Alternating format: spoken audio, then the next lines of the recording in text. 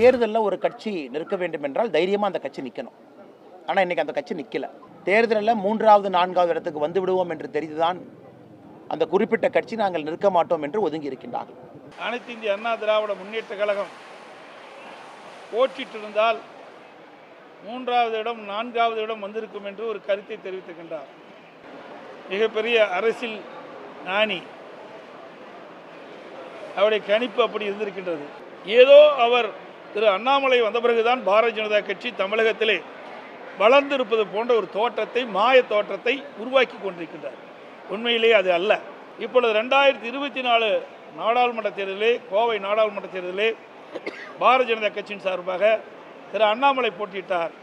அவர் திராவிட முன்னேற்ற கழக வேட்பாளரை விட 1,18,000 ஓட்டு குறைவாக பெற்றிருக்கின்றார். அப்படி என்றால் எங்கே பாரதிய ஜனதா வளர்ந்திருக்குது? விக்கிரவாண்டி இடைத்தேர்தலை புறக்கணிக்க சொன்ன காரணம் என்ன? தமிழகத்தினுடைய சட்டம் ஒழுங்கு சரியில்லை, அதனால புறக்கணிக்கணும்னு சொன்னாரா? இன்னைக்கு என்ன சொன்னாரு? ஈரோடு பை எலெக்ஷன்ல குளறுபடிகள் நடந்துச்சு, அது விக்கிரவாண்டியில் நடக்கும், அதனால புறக்கணிக்கிறேன். இன்னைக்கு ஒரு பொய் சொல்றாரு. சரி, இதே எலெக்ஷன் கமிஷன், இதே மாநில தேர்தல் ஆணையம் 2026 சட்டமன்ற தேர்தல் நடக்க போதா? அதையும் புறக்கணிப்பாரா? அவர் தினந்தோறும் பேட்டி கொடுத்துக் கொண்டிருக்கிறார். பேட்டியிலே தன்னை அடையாளப்படுத்திக் கொண்டிருக்கின்றார். அவர் பாரதிய ஜனதா கட்சியினுடைய மாநில தலைவராக வந்த பொழுது என்ன புதிய திட்டத்தை மத்திய அரசின் மூலமாக தமிழ்நாட்டு மக்களுக்கு பெற்று தந்திருக்கின்றார்? எதுவுமே கிடையாது. வாயிலே வடை சுட்டுக்கிட்டு இருக்கார். எப்பொழுது பார்த்தாலும் பொய் செய்திகளை வெளியிட்டுக் கொண்டிருக்கின்றார். மற்ற கட்சிகளே அவதூறாக பேசுவதால் அவர் தொடர்ந்து வழக்கமாக கொண்டிருக்கின்றார். 2024 பாராளுமன்ற தேர்தலுக்கு எடப்பாடி பழனிசாமி அவர்கள் 134 தேர்தல் வாக்குறுதி தமிழக மக்களுக்கு கொடுத்தார். எப்ப நிறைவேற்ற போறாரு? கோயம்புத்தூருக்கு நாங்கள் கொடுத்திருக்கக்கூடிய வாக்குறுதியை நாங்கள் நிறைவேற்றுறோம். எடப்பாடி பழனிசாமி அவர்கள் தமிழக மக்களுக்கு 134 வாக்குறுதி கொடுத்திருக்கார். எப்ப நிறைவேற்றுவார்? எம்பி இல்லாமல் எங்க போய் நிறைவேற்றுவார்? மத்தியிலே பாரதிய ஜனதா ஆட்சி தான் வந்திருக்குது. எதிர்பார்க்கிறோம் 500 நாள்ல 100 வாக்குறுதி நிறைவேற்றுவாரா? கொடுக்கப்பட்ட வாக்குறுதியை திரு அண்ணாமலை நிறைவேற்றுவாரா என்று மக்கள் எதிர்பார்க்கிறார்கள். இன்னைக்கு எடப்பாடி பழனிசாமி அவர்கள் எனக்கு அறிவுரை சொல்றார். இந்த கட்சி எப்படி வழிநடத்த வேண்டுமா, நான் எப்படி மாநில தலைவராக இருக்கணுமா, பாரதிய ஜனதா கட்சி நான் எப்படி வளர்த்தணுமா. அதனால அவங்க கட்சி கண் முன்னாடி கரைஞ்சிக்கிட்டு இருக்கு கரையானை போல. அவரு கட்சி கோயம்புத்தூர்ல டெபாசிட்டை ஜஸ்ட் வாங்கியிருக்கிறாங்க. 3 சட்டமன்ற தொகுதி கோயம்புத்தூர்ல டெபாசிட் போயிருக்கு. தமிழகத்தில் இத்தனை இடத்துல 3வது 4வது வந்திருக்கிறாங்க, டெபாசிட் இழந்திருக்கிறாங்க. அதனால் எடப்பாடி பழனிசாமி அவர்கள் கண்ணாடி எடுத்து ஒரு முகத்தை நல்லா பார்த்துக்கணும். நல்லா பார்த்துக்கிட்டா கண்ணாடி எடப்பாடி பழனிசாமி அவர்களுக்கு அறிவுரை சொல்லும். அதிமுகவினுடைய பொதுச் செயலராக எப்படி இருக்க வேண்டும் என்று கண்ணாடி எடப்பாடி பழனிசாமி அவர்களுக்கு அறிவுரை சொல்லும். பாரதிய ஜனதா கட்சியில் மாநில தலைவர் இருக்கின்ற காரணத்தினால்தான் 300க்கும் மேற்பட்ட தொகுதியில் வெற்றி பெற்று ஆட்சி அமைத்த பாரதிய ஜனதா கட்சி இன்றைய தினம் சரிக்கு கூட்டணி அமைச்சு ஆட்சியிலே அமர்ந்திருக்கின்றது. அதை முதல் அவர் கவனத்தில் எடுத்துக்கொள்ள வேண்டும். உங்களை அங்கீகாரம் செய்த பாரத பிரதமர் நரேந்திர மோடி அவர்களுக்கு என்ன சொன்னீங்க? புறமுதுகுல குத்துனீங்க. அதான் நீங்கள் கொடுத்த பரிசு. அதனால் இவர்கள் எங்களுக்கு நம்பிக்கையை பற்றி எடப்பாடி பழனிசாமி அவர்கள் பாரதிய ஜனதா கட்சிக்கும் எனக்கும் பாடம் எடுக்க வேண்டிய அவசியம் இல்லை. காரணம், அவருக்கு அந்த அருகதை இல்லை. வணக்கம், இது கேள்விக்களம். விக்கிரவாண்டியில தேர்தல் பிரச்சாரம் உச்சகட்டமாக நடந்து கொண்டிருக்கிற நேரத்தில் அதிமுக வாக்குகளுக்கு பாமகவும் நாம் தமிழர் கட்சியும் போட்டி போட்டுக்கொண்டு எப்படியாவது அந்த வாக்குகளை பெற வேண்டும் என்கிற முயற்சியில் ஜெயலலிதா அவர்களை, எம்ஜிஆரை பாராட்டக்கூடிய நேரத்தில் அதிமுகவை திடீரென்று பாஜகவினுடைய மாநில தலைவர் சீண்டியிருக்கிறார். அதற்கு எதிர்வினை அதிமுகவினுடைய பொதுச் செயலாளர் ஆற்றியிருக்கிறார். திடீர் விமர்சனம் எதற்காக என்ற ஒரு கோணம் இருக்கிறது. தேர்தல் தோல்விக்கு பிறகு தோற்றவர்கள் ஒன்று சேர்வது என்பது சில இடங்களில் நடக்கும். ஆனால் தோற்றவர்கள் மேலும் உக்கிரமாக சண்டை போட்டுக் கொள்ளக்கூடிய ஒரு காட்சியை அதிமுகவும் பாஜகவும் அரங்கேற்றி கொண்டிருக்கிறார்கள். கோவையில் எம்பியாக வெற்றி பெற்றால் 100 நாட்களில் இதையெல்லாம் சாதித்து விடுவேன் என்று சொன்ன வாக்குறுதியை அவர் நிறைவேற்றி விட்டாரா என்று எடப்பாடி பழனிசாமி அவர்கள் கேட்கிறார். அதிமுக எப்படி தான் அளித்த வாக்குறுதிகளை எல்லாம் நிறைவேற்றப் போகிறது என்று திரு அண்ணாமலை கேட்கிறார்.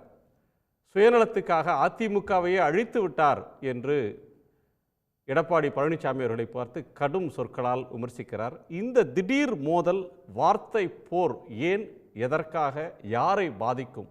நம்மோடு அஇஅதிமுகவினுடைய செய்தி தொடர்பாளர் திரு பாபு முருகவேல், பாஜகவினுடைய செய்தி தொடர்பாளர் திரு புரட்சி கவிதாசன், மதிமுகவினுடைய செய்தி தொடர்பாளர் திரு காரை செல்வராஜ், பத்திரிகையாளர் திரு ரங்கராஜ், அரசியல் விமர்சகர் திரு பொன்ராஜ், உங்கள் அனைவருக்கும் வணக்கம்.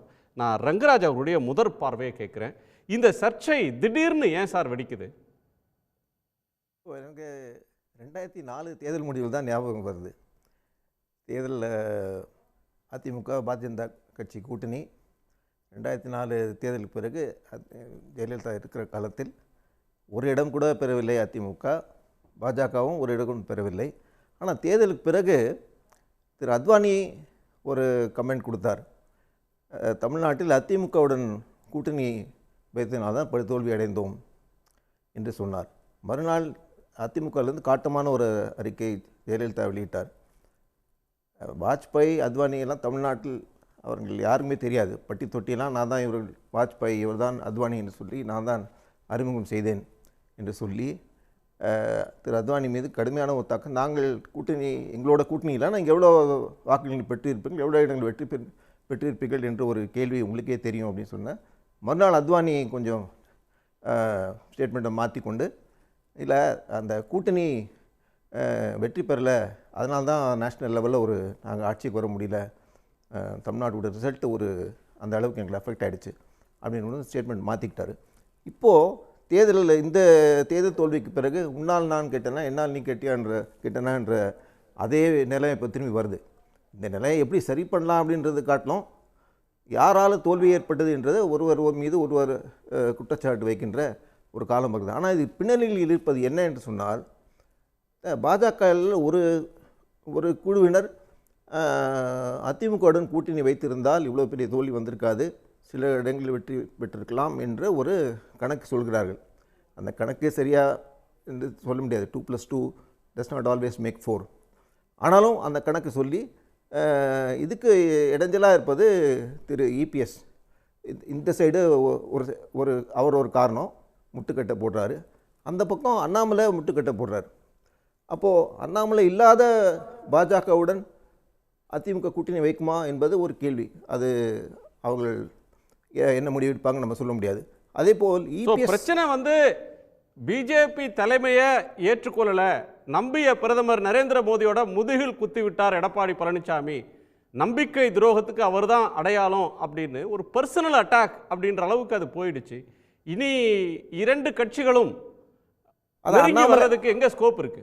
அது அண்ணாமலை தலைவராக இல்லைன்னா பாஜக அதிமுக கூட்டணி வைப்பதற்கான ஒரு வாய்ப்புகள் உண்டாகலாம் என்ற ஒரு கருத்து பாஜகக்குள்ளே இருக்கிறது. அதிமுகவில் ஒரு பிரிவினரும் அதை சொல்கிறார்கள். ஆனால் எடப்பாடிக்கு எதிராக யாரும் வெளிப்படையாக அதை பேச யாருக்கும் அந்த துணிவில்லை. அப்போது இந்த இரண்டு தலைவர்கள் இல்லாத ஒரு சூழ்நிலையில் பாஜக அதிமுக சேருமா அப்படின்னு ஒரு கேள்விக்குறி. அது அந்த ரெண்டு கட்சிகள் முடிவு செய்யணும். ஆனாலும் எளிதான முடிவல்ல. இப்போது பாரதிய ஜனதா கட்சி குறி வைக்கிறது 2026 தேர்தலில் வரும்போது நாங்கள் வளர்ந்து விட்டோம், எங்கள் தலைமையில் கூட்டணி என்று சொல்லி அந்த பணியில் செல்வதாக அண்ணாமலையோட அறிக்கைகள் மேலிடம், கட்சி மேலிடம் அவருக்கு ஃபுல் பேக்கிங், அவரோட அனுமதி இல்லாமல் அண்ணாமலை இப்படி பேசியிருக்க வாய்ப்பில்லை என்றுதான் நான் கருதுகிறேன். அப்போது மேலிடத்தோட அனுமதியோட தான் பேசுகிறாரு அப்படின்னா அதிமுகவோட ஒரு தோழமை பாராட்டுற, நட்பு பாராட்டுற எண்ணத்துக்கு பாஜகவோட மேலிடம் இல்லை அப்படின்ற முடிவுக்கு வரலாம். நம்ம திரு பாபு முருகவேலோட கோணத்தை கேட்கலாம். திடீர் மோதல், நம்பிக்கை துரோகி அப்படின்னு ஒரு இதை சொல்கிறாரு. இன்னொன்று, நீங்கள் எக்கச்சக்கமான வாக்குறுதிகளெல்லாம் கொடுத்தீங்க, நீங்கள் என்ன வாக்குறுதியை நீங்கள் எப்படி நிறைவேற்ற போகிறீங்க அப்படின்றது இன்னொரு கேள்வி. நீங்கள் இந்த கட்சியவே அழிச்சிட்டீங்க 3-4 பேரோட சுயநலத்துக்காக அப்படின்னு சொல்கிறாரு. இது அதிமுக தொண்டர்கள் அவங்கள திரு எடப்பாடிக்கு எதிராக தூண்டி விடுற சீன்ற ஒரு முயற்சியாக பார்க்குறீங்களா? ஒரு நல்ல விமர்சனம்னு இதை எடுத்துக்கிறீங்களா? அதாவது அந்த நம்பிக்கை துரோகம் அதை பற்றி அப்படிலாம் பாஜகவோட மேனேஜர் தம்பி அண்ணாமலை சொல்லக்கூடாது சார். மாநில தலைவர் இருந்துட்டு போட்டோம். அது உங்களுக்கு நான் பார்க்குற வரைக்கும் ஒரு தேசிய கட்சியினுடைய மாநிலத்தில் இருக்கக்கூடிய நிர்வாகிகள்லாம் மேனேஜர் தான். அந்த மேனேஜரை போனாலும் மாற்றலாம். வேற இங்கே அப்படி கிடையாது. நாங்கள் இங்கே உருவாக்கப்பட்ட இயக்கம், இந்த உருவாக்கப்பட்ட இயக்கத்திற்கு இங்கே இருக்கக்கூடியவர்கள் நாங்கள் தேர்ந்தெடுக்கக்கூடிய ஒரு தலைவரை நாங்கள் நியமித்திருக்கிறோம். அந்த தலைவர் நிரந்தரமாக இருப்பார். நீங்கள் எப்போ வேணாலும் மாற்றக்கூடிய ஒரு சூழ்நிலை அங்கே நாமினேட்டட் தான். சரி, எக்ஸாக்ட் வேர்டு. ஸோ அதனால் இந்த நம்பிக்கை துரோகத்தை பற்றி தம்பி அண்ணாமலை பேசக்கூடாது. ஏன்னா அது எப்படின்னா, அரசியலை பொறுத்தவரையிலே கூட்டணி என்பது அந்த தேர்தலுக்கானது மட்டும்தான். அதுக்கப்புறம் உங்களுக்கு ஒட்டவும் கிடையாது, உறவும் கிடையாது. உங்களுடைய கொள்கைகள் வேறு, கோட்பாடுகள் வேறு, தனியாக இருக்கும். எங்களுடைய கொள்கைகள் கோட்பாடுகள் என்பது வேறு. அதை நான் சொல்லலை.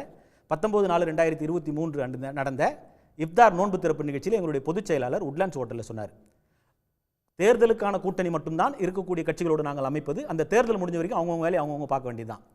ஸோ அப்படி இருக்கும்போது இந்த ஒரு அடிப்படை அறிவு கூட இல்லாத தம்பி அண்ணாமலை நம்பிக்கை துரோகம் அப்படி இப்படிலாம் பேசுகிறாரு. நான் என்ன சொல்கிறேன், இது நம்பிக்கை துரோகம் உங்கள் பக்கத்தில் இருக்கட்டும், நான் சொல்கிறது இது நம்பிக்கை துரோகமாக இருக்குமா இல்லையான்னு பாருங்களேன்.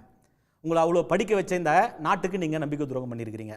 நீங்கள் ஐபிஎஸ் ட்ரைனிங் பண்ணுறதுக்கு இந்திய அரசாங்கம் உங்களுக்கு பெரிய செலவு பண்ணியிருக்கோம், அதுக்கு நீங்கள் நம்பிக்கை துரோகம் பண்ணியிருப்பீங்க. இந்த இந்திய அரசாங்கம் உங்களுக்கு ஒரு இடத்த உங்களுக்கு கொடுத்து உங்களுக்கு ஒரு காவல்துறை அதிகாரியாக உங்களுக்கு கொடுத்துருக்குது, அதை நீங்கள் உங்களுடைய தனிப்பட்ட காரணங்களுக்காக ராஜினாமா பண்ணிவிட்டு நீங்கள் வந்துட்டீங்க. இப்போ அரசாங்கத்துக்கு நீங்கள் நம்பிக்கை துரோகம் பண்ணிட்டீங்க அப்படின்னு சொன்னால் அது ஏற்புடையதாக இருக்குமா? இருக்காது. ஏன்னா அது அவருடைய தனிப்பட்ட விருப்பம். அதுபோல தான் இந்த நம்பிக்கை துரோகம் அது இதெல்லாம் பற்றி தம்பி அண்ணாமலை பேசவே கூடாது. அதை தாண்டி அதிமுகவுக்கு அறிவுரை சொல்லக்கூடிய அளவுக்கு பெரிய ஞானி அவர் கிடையாது. எங்களுடைய இயக்கத்தை நாங்கள் எப்படி வழிநடத்த வேண்டும், நம்பர் 1 கட்சியாக இருந்தது பல இடத்துல 3வது இடத்துக்கு போயிடுச்சு, அழிந்து கொண்டிருக்கிறது அப்படின்னு மீண்டும் மீண்டும் அந்த விமர்சனத்தை வைக்கிறேன். நான் இப்போ பாஜகவையும் தம்பி அண்ணாமலையும் நான் எப்படி பார்க்குறேன்னா, தமிழ்நாட்டில் ஒரு 1500க்கும் மேற்பட்ட பதிவு செய்யப்பட்ட கட்சிகள் இருக்குது. அதில் தேர்தலில் போட்டியிடாத கட்சிகளும் இருக்குது, தேர்தலில் போட்டியிட்டு தோல்விவிட்ட கட்சிகளும் இருக்குது. ஒரு கவுன்சிலர் கூட வெற்றி பெறாத தம்பி அண்ணாமலை நான் அந்த கணக்கில் தான் பார்க்குறேன். தேசிய கட்சி பெரிய கட்சியாக இருக்கலாம், நாட்டை ஆளக்கூடிய கட்சியாக இருக்கலாம். தமிழ்நாட்டை பொறுத்த வரைக்கும் அண்ணாமலை நான் அப்படி தான் ஜஸ்ட் லைக் தட் அப்படி தான் பார்க்குறேன். ஒரு கவுன்சிலராக கூட வெற்றி பெறாத ஒரு மாநில கட்சியினுடைய ஒரு தேசிய கட்சியினுடைய மாநில தலைவராக இருக்கிற நாமினேட்டட் பர்சன், இதெல்லாம் நீங்கள் பேசக்கூடாதுன்னு சொல்லி சொல்லுங்கள். உங்களுக்கு அந்த தகுதி கிடையாது, உங்களுக்கு அந்த அருகதையும் கிடையாது. இது ஒரு மிகப்பெரிய ஒரு ஆலமரம். அனைத்து இந்திய அண்ணா திராவிட முன்னேற்ற கழகம் என்பது ஒரு மிகப்பெரிய ஆலமரம். உங்களுடைய தனிப்பட்ட காட்டு இங்கே சிம்பிள் சார். கோயம்புத்தூரில் அவர் நிற்கிறதுக்கு விருப்பமே கிடையாது. ஃபஸ்ட்டு அவங்க கட்சியிலிருந்து சொன்ன தகவல்கள் இது. அவருக்கு நிற்கிறது விருப்பமே இல்லை. வேறு வழி இல்லாமல் அவருக்கு நிறுத்த போகிறாங்க. பாரத பிரதமர் மாண்புமிகு மோடி அவர்கள் அங்கே ரோட் ஷோ வர்றாரு. ரோட் ஷோ பிளாப்பு பிடிச்சி லெஃப்ட்டு ரைட்டு வாங்கிட்டாராம். வாங்கினதுக்கப்புறம் மறுநாள் தான் அவர் கேண்டிடேட்டாகவே அறிவிக்கிறாங்க. ஆக்சுவலி அந்த ரோட் ஷோலே கேண்டிடேட்டாக அவர் அறிவிக்க வேண்டிய ஒரு சூழ்நிலை அவங்க கட்சிக்காரங்க சொன்னது. நமக்கு என்ன தெரியும் அவங்க உள்ளே போயிட்டு. அந்த மாதிரி வேறு வழியே இல்லாமல் தலைவர் மோடி சொன்னால் வேறு என்ன தலைவர் சொன்னால் கேட்டு தானே ஆகணும். அதுக்காக அங்கே நிறுத்தப்பட்ட ஒரு, ஏன்னா அவருக்கு தெரியும் நின்னா நம்ம தோற்றுருவோம், தொடர்ந்து இன்னொரு எலெக்ஷனை தோத்துட்டாரா தோத்து தலைவர் அப்படின்னு ஒரு பேர் வந்துடும் அவருக்கு. அதான் வரப்போகுது அதுக்கு அடுத்ததும். அதனால் இந்த சூழ்நிலையெல்லாம் பார்க்கும்போது இப்போ நான் பாரதிய ஜனதா நாங்கள் தான் வந்ததுக்கப்புறம் தான் இவர் வந்ததுக்கப்புறம் தான் அப்படியே பெரிய எமர்ஜி ஆயிடுச்சு. அதெல்லாம் கிடையாது. அக்கா தமிழிசை இருக்கும்போது தான் எமர்ஜி ஆச்சு. இப்போ எப்படி எமர்ஜி ஆச்சுன்னு சொல்லி அக்கா தமிழிசையே சொல்லியிருக்காங்க. அவர் எப்படிலாம் ஆளை சேர்த்துருக்கிறாரு, என்னென்ன மாதிரிலாம் கொண்டாந்துருக்கிறாரு, எப்படி எமர்ஜி ஆயிருக்குது அப்படின்னு சொல்லி அக்கா தமிழிசையே சொல்லியிருக்கிறாங்க. அதனால் இவர் எடுத்து நினச்சக்கூடாது. அதை தாண்டி அக்காவை தமிழிசையை தாண்டி சகோதரர் எல் முருகன் கொஞ்சம் இந்த கட்சியை வளர்த்தாருன்னு சொன்னா கூட நம்ம ஒத்துக்கலாம். சரி, எல் முருகனை ஏத்துக்கிறீங்க, தமிழிசை ஏத்துக்கிறீங்க. ஆனா அண்ணாமலைன்னு வரும்போது உங்களுக்கு ஒரு நெருடல் இருக்கு. அதிமுக பிஜேபி உறவுல ஒரு நெருடலா அவர் இருக்கிறாரா? இல்ல ஏத்துக்கிறன்ற பேச்சே கிடையாது. அப்ரிஷியேட் பண்றீங்களா அவங்களெல்லாம்? அதான் சொல்ல வரேன். எப்படின்னா சிம்பிள் ஒரு சின்ன ஒரு விஷயம் சொல்றேன். அதாவது திமுகவிலிருந்து வெளியேறுகிறார் அண்ணன் வைகோ. மிகப்பெரிய ஒரு இயக்கத்துக்கு மிகப்பெரிய பேச்சாளர், லட்சக்கணக்கான மக்கள் அவர்கிட்ட கூடுறாங்க. அடுத்த முதல்வர் அவர் தான் அப்படின்ற மாதிரிலாம் ஒரு சூழ்நிலை உருவாகுது. ஆனால் இன்றைக்கு அண்ணன் வைகோ இருக்கக்கூடிய நிலைமை என்னன்றது எனக்கும் தெரியும், சகோதரருக்கும் தெரியும். அது சரியான முன்னெடுத்தல் இல்லாமல், சரியான திட்டமிடுதல் இல்லாமல் போனதனுடைய விளைவு தான் இதுன்னு என்னுடைய தனிப்பட்ட கருத்து. அதுபோல் இப்போ மீடியா பாலிடிக்ஸ் செய்யக்கூடிய தம்பி அண்ணாமலை நான் தான் பெரிய தலைவர் அவர் நினச்சினுக்கிறார். அவர் அப்படி இல்லை. பாலிடிக்ஸ்ன்றது வந்து தமிழ்நாட்டை பொறுத்தவரை கிராஸ் ரூட் பாலிடிக்ஸ் யார்கிட்ட இருக்குதுன்னு சொல்லி சொன்னால் அனைத்து இந்திய அண்ணா திராவிட முன்னேற்ற கழகத்திற்கும் திராவிட முன்னேற்ற கழகத்திற்கும் தான் கிராஸ் ரூட் லெவலில் இருக்கிறாங்க. பூத் கமிட்டிக்கே ஆள் இல்லாத கட்சி அது. அப்பாயின்மெண்ட் அண்ணாமலை வந்து பூத் கட்சிக்கே ஆள் இல்லாத ஒரு கட்சிக்கு தலைவர். அப்போ அவர் வந்து இந்த மாதிரிலாம் வந்து நான் பெரிய தலைவர் நினச்சிக்கூடாது. இன்னொன்று என்னன்னா, அதிமுகவையும் திமுகவையும் கடுமையாக நாம் எதிர்த்தோம் என்று சொன்னால் இந்த தமிழ்நாட்டில் நம்ம பெரிய ஆளாக வந்துடலாம் அப்படின்ற ஒரு நினைப்பு நிறைய பேர் வந்தாங்க. அந்த மாதிரி நான் பேரிட்டு சொன்னால் நல்லா இருக்காது அது. ஆனால் அவங்களாம் இப்போ நீங்கள் எங்கே இருக்கிறாங்கன்னே தெரியல. அந்த எண்ணத்தில் தான் இன்றைக்கு அதிமுகவையும் திமுகவையும் நம்ம கடுமையாக எதிர்த்தோம் என்று சொன்னால் மக்கள் நம்ம ஏற்றுக்கொள்ளணும். சிம்பிளா சார், அதிமுக திமுக மேலே வெறுப்பு இருக்கக்கூடாங்க, பிடிக்காதவங்க இருப்பாங்க தமிழ்நாட்டில், நிச்சயமாக இருக்க தான் செய்வாங்க. அந்த மக்கள் இன்னைக்கு அவர் வந்து பெரிய தலைவராக வந்துடுவார், இவர் பிரட்டிடுவார் அப்படின்னு சொல்லி சொல்கிறாங்க. நீங்கள் அந்த கட்சியிலே ஒரு பிளாக்மெயில் பண்ணி இருக்கக்கூடிய ஆட்களை எல்லாம் சப்ரஸ் பண்ணி நீங்கள் வேற ஒரு தலைவராகத்தான் எமர்ஜி பண்ணிருக்கிறீங்க. அதெல்லாம் தெரிஞ்சு தான் இப்போ உங்களை நாடு கடத்துறாங்க, படிக்கிறதுக்கு நீங்கள் போங்க வெளிநாட்டுக்கு அப்படின்னு சொல்லி அந்த மாதிரி ஒரு சூழ்நிலை வருது. அதெல்லாம் எலிவேஷன் இல்லையா? படிக்க போகிறது ஒரு பாராட்ட வேண்டிய விஷயம். நல்ல விஷயம், நான் பாராட்டேன் நிச்சயமா. நான் அதிலும் சொல்லலை. சுப்ரீம் கோர்ட்டினுடைய உச்சநீதிமன்றத்தினுடைய தலைமை நீதிபதி ஆகணும்னா கூட BA-BL இருந்தால் போதும். நான் MA ML RML இது படிச்சுட்டு FRCS MD PhD எல்லாம் படிச்சு அது படிச்சாதான் உச்சநீதிமன்ற தலைமை நீதிபதி ஆகணும் கிடையாது. BA-BL படிச்சா போதும், உச்சநீதிமன்றத்தினுடைய தலைமை நீதிபதி ஆகிடலாம். நீங்கள் SP ஆகி அங்கே வேலைக்கு ஆகலைன்னு சொல்லிட்டு ஏதோ ஒரு ஆதாயத்துக்கு நீங்கள் வரீங்க, தலைவர் ஆகிட்டீங்க, எப்படியோ நிலைமை கீழேருந்து வராமல் அண்ணன் எடப்பாடியார் மாதிரி கிளை கழக செயலாளர், ஒன்றிய கழக செயலாளர், மாநில செயலாளர், மாவட்ட செயலாளர் அடித்தட்டுல இருந்து வரல. ஆமா, டைரக்டா உங்களுக்கு ஒரு அதிர்ஷ்டம் வந்துச்சு, நீங்க வந்து மேல வந்து உட்கார்ந்துக்கிட்டீங்க. ரைட், அது உங்களோட தலையெழுத்து, உங்களுக்கு தலையில அப்படி எழுதி இது வந்து உட்கார்ந்துட்டீங்க. அதுக்கு மேல உங்களுக்கு என்ன தகுதி ஒண்ணு, என்ன பட்சி வந்து நீங்க நிமித்த போறீங்க? இங்க தேவையே இல்லை. அப்போ என்னத்துக்குதுன்னா வந்தருடைய தகவல் உங்களை நாடு கடத்துறாங்க. இப்போ நீங்க வானாங்கப்பா, நீங்க இருக்க வாய் வச்சு சும்மா இருக்க மாட்டேற, நீ தேவையில்லாத பேச்செல்லாம் பேசி நிறுகிற, கண்ணாடி வீட்டுக்குள்ள கல் எறியல, மேலாந்து படுத்து காரி துப்புற, உனக்கு சரியா வராது இதெல்லாம், நீ கொஞ்ச நாள் போயிடு, உன்னை எடுத்தா நல்லா இருக்காது, நீ வேகமா வேற ஓடி இருக்கிற, அதனால டக்குன்னு எடுத்துட்டுன்னு சொல்லி சொன்னா நல்லா இருக்காது, அதனால கொஞ்ச நாள் போய் ஒரு 4 மாசம் போய் வெளிநாட்டு இருந்துட்டு வா, நிம்மதியா கொஞ்சம் ரிலாக்ஸ் பண்ணி கொஞ்சம் மைண்ட் கிட்ட காம் பண்ணு, சின்ன வயசு வேகமா இருக்கிற, அதனால கொஞ்சம் ரிலாக்ஸ் பண்ணி கொஞ்சம் காம் ஆயிட்டு வா, அரசியல் நிறைய அடிபட்டாதான் வந்து அதுக்கு உண்டான அந்த முதிர்ச்சி வரும், அதனால உனக்கு சொன்னா உனக்கு புரிய மாட்டேங்குது போ அப்படின்னு சொல்லி அனுப்புறாங்க.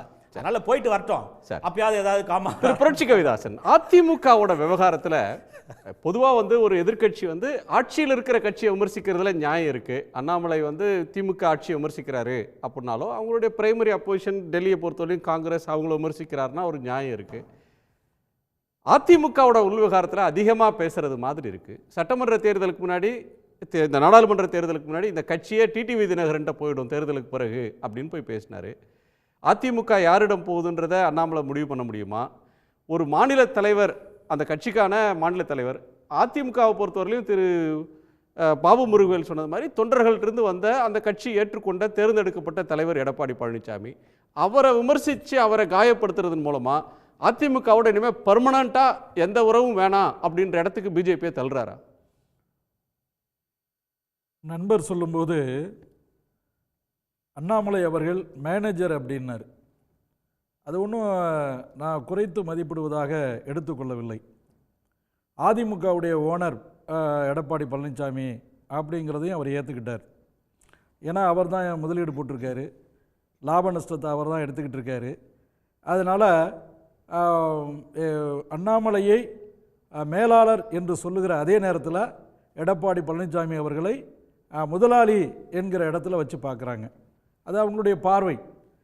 நான் என்ன சொல்ல வர்றேன்டா, அதாவது திராவிட முன்னேற்றக் கழகம் தமிழ்நாட்டில் ஆட்சி அமைச்சிருக்காங்க.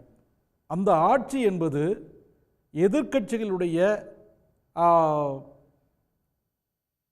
எதிர்க்கட்சிகள் பிரிந்து நின்ற காரணத்திற்காக அவங்களுக்கு கிடைச்சது. இது நீங்கள் நல்லா புரிஞ்சுக்கணும். ஏன்னா இல்ல, நீங்களாம் ஒன்னாதான் நின்னீங்க.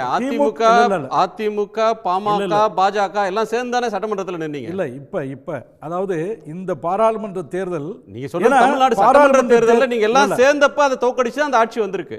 இல்ல அதுதான் சொல்ல வரோம். ஏற்கனவே தோற்ற போது கூட ஒரு கௌரவமான தோல்வி என்பதை நீங்க மனசுல வச்சுக்கணும். ஏன்னா சற்றேறக்குறைய ஒரு 75 விழுக்காடு வந்து வெற்றிகரமான தோல்வின்னு சொல்லுவாங்க. நீங்க கௌரவமான தோல்விக்கு கௌரவமான தோல்வி தான். ஏன்னா சட்டமன்றத்தில் 75 எம்எல்ஏக்கள் ஏறத்தாழ அது எதிர்க்கட்சியாக இருக்கிறது அப்படிங்கிறது ஒரு பலம். இடிப்பார் இல்லா ஏமரா மன்னன், கெடுப்பார் இல்லானும் கெடும்.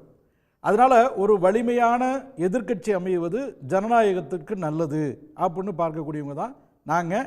அதுதான் இன்றைக்கி பாராளுமன்றத்திலையும் நாங்கள் பார்க்குறோம். அதனால் தமிழக சட்டமன்றத்திலையும் ஏற்கனவே 2 முறை தொடர்ச்சியாக ஆட்சி அமைத்த அதிமுக மீது அதிருப்தி வருவதற்கு பதிலாக திருப்தி ஏற்பட்டு மிகப்பெரிய ஒரு எதிர்க்கட்சிக்கான அந்தஸ்தை கொடுத்துருக்காங்க.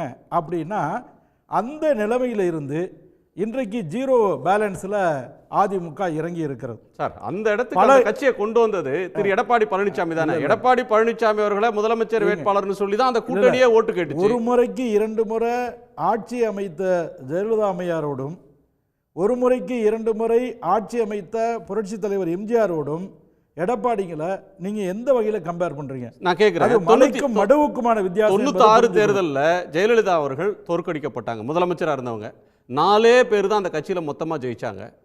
ஆனால் இப்போ வந்து ஒரு வலிமையான எதிர்க்கட்சியாக 75 பேர் வந்து உட்கார்ந்துருக்காங்கன்னு சொல்றீங்க. அது எடப்பாடி பழனிசாமி அவர்கள் தலைமையில் தான் சாத்தியமாச்சு. கூட்டணி தான். அதுதான் இப்போ பாராளுமன்றத்தில் தோத்துருக்கிறாங்கல்ல. எடப்பாடி அவர்கள் தலைமையை ஏற்றுக்கொண்டு அதிமுக ஓட்டு ஒருங்கிணைந்திருந்தால், எதிர்க்கட்சிகளுடைய வாக்கு ஒருங்கிணைந்திருந்தால், ஒரு நீங்கள் சொல்கிறதுக்காண்டி ஒரு வாதத்துக்காக ஏற்றுக்கொள்வோம். பாராளுமன்ற தேர்தலில் பாஞ்சிருக்கணும்ல, அட்லீஸ்ட் 4ல் 2 பங்கு எடுத்துருக்கணும்ல. ஆனால் அவ்வாறு எடுக்கலைல்ல. பல இடங்களில் 4வது இடத்துக்கும் 3வது இடத்துக்கும் அந்த கட்சி தள்ளப்பட்டிருக்கு.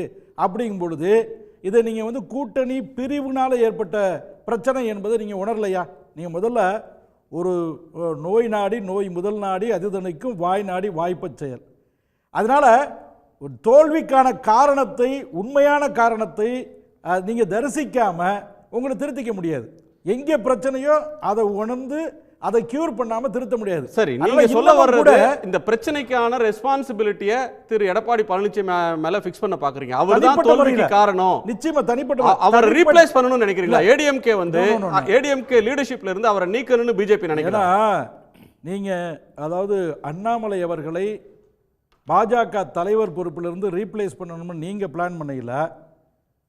அதாவது இந்த கட்சி இன்னைக்கு வந்து பாஜக பொறுப்பு மிக்க எதிர்க்கட்சியாக, அதாவது திமுகவை தட்டி கேட்பதற்கு இரண்டாம் நிலை கட்சியாக இருந்த அதிமுக தவறிவிட்ட இடத்துல அந்த இடைவெளியை இட்டு நிரப்பி இன்னைக்கு பொறுப்பு மிக்க எதிர்க்கட்சியாக சட்ட ஒழுங்கு பிரச்சனையாக இருக்கட்டும், கள்ளச்சாராய பிரச்சனையாக இருக்கட்டும், குற்றங்களாக இருக்கட்டும், அது மாதிரி கள்ளச்சாராய பிரச்சனையில ஏடிஎம்கே தான சார் ஸ்கோர் பண்ணாங்க. சட்டமன்றத்தில் வந்து தொடர்ந்து போராட்டம் பண்ணி அவங்க ஸ்கோர் பண்ணாங்கன்ற மாதிரி ஒரு பெர்செப்ஷன் இருக்கு சார். 75 பேர் இறந்து போனதை வச்சு பேசுறது வந்து ஸ்கோரா? அந்த பார்வையை கேள்வி கேட்டாங்க, ஆட்சியை கேள்வி கேட்டாங்க, தொடர்ந்து சமரசம் இல்லாம போராடுறாங்க. கருணாபுரம் வந்து கிரிக்கெட் மைதானம் இல்ல. அங்கே இறந்து போன பட்டியலின சமூகத்தைச் சேர்ந்த உழைக்கும் தொழிலாளிகள் 75 பேர் வந்துட்டு விக்கெட் கிடையாது. அதனால நீங்க கிரிக்கெட்டையும் ஸ்கோரையும் இதோட கம்பேர் பண்ணாதீங்க தயவு செய்து. அவர் ஒரு துன்பியல் நிகழ்வு. இல்ல இல்ல, துன்பியல் நிகழ்வு மாற்றம் இல்லங்க, நீங்க வந்து ட்விஸ்ட் பண்ணாதீங்க. துன்பியல் நிகழ்வு வருதத்தக்க நிகழ்வு. நீங்க கிரிக்கெட் ஸ்கோரோட தயவு செய்து ஒப்பிடாதீங்க. கிரிக்கெட் ஸ்கோர் நீங்க ட்விஸ்ட் பண்றீங்க. துன்பியல் நிகழ்வு, அந்த நிகழ்வை எதிர்க்கட்சியாக அரசை கேள்வி கேட்க வேண்டிய கடமையை எடப்பாடி பழனிசாமி சட்டமன்றத்தில் வெளியில செய்தார் சார். சட்டமன்றத்தில் கருப்பு சட்டை போட்டுக்கிட்டு டெய்லி வெளிநடப்பு செய்யறதுக்கு தான் அதுதான் வந்து ஸ்கோரா? நீங்க சொன்ன வார்த்தை இல்ல, அதுதான் பொறுப்புமிக்க எதிர்க்கட்சியுடைய பணியா? உங்க சட்டமன்ற என்ன பண்ணாங்க? உங்க 4 எம்எல்ஏ இருந்தாங்க, என்ன எதிர்த்து கேட்டாங்க? கருணாபுரத்துக்கு உடுக்க இழந்தவன் கை போல அங்கே இடுக்கன் களைவதான் நட்புன்னு முதல்ல போய் நின்று பாதிக்கப்பட்ட அத்தனை வீடுகளையும் துக்கம் கேட்டு அவங்களுடைய அடிப்படை தேவைகளுக்கு ஏற்பாடு செய்து அனைத்து மாவட்ட தலைநகரங்களிலும் நாங்கள் போராட்டம் நடத்தும் போது எங்களை குண்டாங்கட்டா தூக்கி அரஸ்ட் பண்ணி கூட தான் போராடுறாங்க. அதுதான் சொல்ல வரேன். நீங்க நான் கேட்ட கேள்வி கேக்குறீங்க. ஏடிஎம்கே லீடர்ஷிப்ல இருந்து திரு பழனிசாமியை அகற்ற வேண்டும்ன்றது பிஜேபியோட இலக்கா? இந்த சாராய சாவுகளை கண்டித்து பாஜக நடத்திய போராட்டத்தில் அனைத்து இடங்கள்லையும் கூடுவதற்கு அனுமதிக்கப்படவில்லை சார், போராடுவதற்கு அனுமதிக்கப்படல. பஸ்ல இருக்கிறையிலேயே கட்சி அலுவலகத்தில் இருக்கையிலே கைது செஞ்சாங்க. ஆனா எடப்பாடி பழனிசாமிக்கு அப்படி இல்ல, பேனர் வச்சு ஸ்டேஜ் வச்சு மைக்கு வச்சு போராட்டம் நடத்துவதற்கு சார் ஒரு ஃபார்மர் சிஎம் நீங்க யாரோ நடத்துறதுக்கும் ஒரு முன்னாள் முதலமைச்சர் ஒரு எதிர்க்கட்சி தலைவர் நடத்துறதுக்கு வித்தியாசம் இல்லையா? தமிழ்நாடு முழுவதும் அதிமுகவுக்கு போராட்டத்திற்கு இந்த அரசாங்கம் கொடுத்த அணுகுமுறை என்பது வேறு, பாஜக போராட்டத்தின் மீது ஒரு அரசாங்கத்துடைய அணுகுமுறை என்பது வேறு. அதனாலதான் திமுகவுடைய பி டீம் எடப்பாடி அப்படின்னு நாங்க சொல்றோம். என்ன பண்ணீங்க? இதை வந்து அண்ணாமலை வந்து இந்த கூட்டணியில் விருப்பம் இல்லாமல் இருந்தாருன்னு சொல்லி பாரதிய ஜனதாவுடைய தேசிய தலைமை அன்றைக்கு இருந்த நட்டா, உள்துறை அமைச்சர் அமித்ஷா, மாண்புமிகு பாரத பிரதமர் மோடி கூட தமிழ்நாட்டை பொறுத்தவரையிலே பாரதிய ஜனதா அனைத்து இந்திய அண்ணா திராவிட முன்னேற்ற கழகத்தின் தலைமையிலான கூட்டணியில் தான் இருக்குது. நீங்கள் அந்த வார்த்தையை கவனிக்கணும். அனைத்து இந்திய அண்ணா திராவிட முன்னேற்ற கழகத்தின் தலைமையிலான கூட்டணியில் தான் பாரதிய ஜனதா தமிழ்நாட்டில் பயணம் செய்கிறது. இதெல்லாம் எதுவுமே புரியல. மெச்சூரிட்டி இல்லாத அப்பாயின்மெண்ட் அண்ணாமலை என்ன பண்ணுறாரு? வாய்க்கு வந்ததெல்லாம், அதாவது எப்படின்னா ஒரு அண்ணாமலைனா அவர் கட்சியில் இணைஞ்சாரு. நாங்கள்லாம் மாநில துணைத் தலைவராக ஒரே பருவத்தில் தான் நாங்கள் பணியாற்றினோம். மாண்புமிகு மத்திய அமைச்சர் எல்முருகன் தலைவராக இருக்கும்போது நான், அது மாதிரி நம்முடைய மரியாதைக்குரிய அண்ணாமலைஜி, நயினார் நாகேந்திரன், பேராசிரியர் சீனிவாசன், நாங்கள்லாம் மாநில துணைத் தலைவர்களாக பணியாற்றினோம். அதற்கு பிறகு அவர் மாநில தலைவராக ப்ரொமோட் ஆனார். நீங்க அப்பாயின்மெண்ட்னு அடிப்படையே புரியாம சொல்றீங்க. நல்லா புரியுது. தவறான தகவலை சொல்றீங்க. உங்களுக்கு நீங்க சொன்னதே தவறான தகவலை சொல்றீங்க. நான் சொல்ல, நீங்க சொல்றதே கேளுங்க பாருங்க. நீங்க 99ல பாராளுமன்ற வேட்பாளர், அன்னைக்கு ஸ்கூல் படிச்சிருந்தார் அண்ணாமலை. ஆனா 99 பாராளுமன்ற வேட்பாளராக இருந்த என்னுடைய அன்பு சகோதரர் இன்றைக்கு மாநில துணைத் தலைவராக தான் வர முடிஞ்சிருக்குது. ஆனா 2014 இல்லையோ 17 18 இந்த கட்சிக்கு வந்த தம்பி அண்ணாமலை இன்னைக்கு மாநில தலைவர். எப்படி இருக்குது பாத்தீங்களா? இதான் திராவிட மாடல். அப்படி இல்லங்க. இப்போ அந்த திராவிட மாடல் வந்து இது ஒரு திராவிட மாடல். இது இல்ல நீங்க வந்து 2009ல நீங்க சாரி 99ல நாடாளுமன்ற வேட்பாளர், 2001ல சட்டமன்ற வேட்பாளர் அன்பு சகோதரர். ஆனா இன்னைக்கு மாநில துணைத் தலைவரா வந்திருக்கீங்க. வாழ்த்துக்கள். இல்ல மாநில துணைத் தலைவர் இல்லங்க, தேசிய பொதுக்குழு உறுப்பினர். ரைட், சரி, ஏதோ ஒண்ணு தவறானது. சரி, ஏதோ இருக்கட்டுமே. மாநில தலைவர் ஆக முடியல. அதனால இந்த இயக்கத்தை பொறுத்த தமிழ்நாட்டை பொறுத்தவரையில அடிப்படை உறுப்பினராக இருந்து படிப்படியாக முன்னேறி இந்த இடத்துக்கு நாங்கள் வந்திருக்கிறோம். அதனால வந்து அதிமுகவினுடைய தலைமையை மாற்றுறதுக்கு உண்டான முயற்சியை பாஜக எடுக்குதான் நீங்க கேட்டீங்க. அதிமுகவினுடைய தலைமை உச்சநீதிமன்றமே உறுதிப்படுத்தி இருக்கிறது எங்களுடைய அண்ணன் எடப்பாடியார் புரட்சி தமிழர் தான். அண்ணாமலை இல்ல, அவங்க அப்பா வந்தா கூட மாற்ற முடியாது இதெல்லாம். ஏன்னா உச்சநீதிமன்றம் உறுதி செய்திருக்கிறது. அதிமுகவினுடைய தலைமை மாற்றுவதற்கு உண்டான எந்த தகுதியுமே தமிழ்நாட்டிலே பாஜக யாருக்குமே கிடையாது. அது உச்சநீதிமன்றம் உறுதிப்படுத்தி இருக்கிறது. தொண்டர்கள் மாற்றுவாங்க. 2635 செயற்குழு உறுப்பினர்கள் ஏற்றுக்கொண்டிருக்கிறார்கள் கழகத்தினுடைய பொதுச் செயலாளராக. அதனால நாங்க வந்துட்டோம். இங்க நான் என்ன சொல்றேன், முதல்ல ஒரு கவுன்சிலரா ஜெயிங்க. முதல்ல ஜெயிச்சுட்டு அதுக்கப்புறம் நீங்க என்ன வேணா வாய்க்கு வந்ததெல்லாம் பேசலாம். கவுன்சிலர் கூட ஜெயிக்க முடியாம தொடர்ந்து தோல்வியை சந்தித்துக் கொண்டிருக்கிற, அதாவது எப்படின்னா இந்த தேவையில்லாம இந்த ஆள் வந்து ரொம்ப பிரச்சனை பண்ணி வளர பாஜகவை கெடுத்து விட்டுருவார் பொழுது.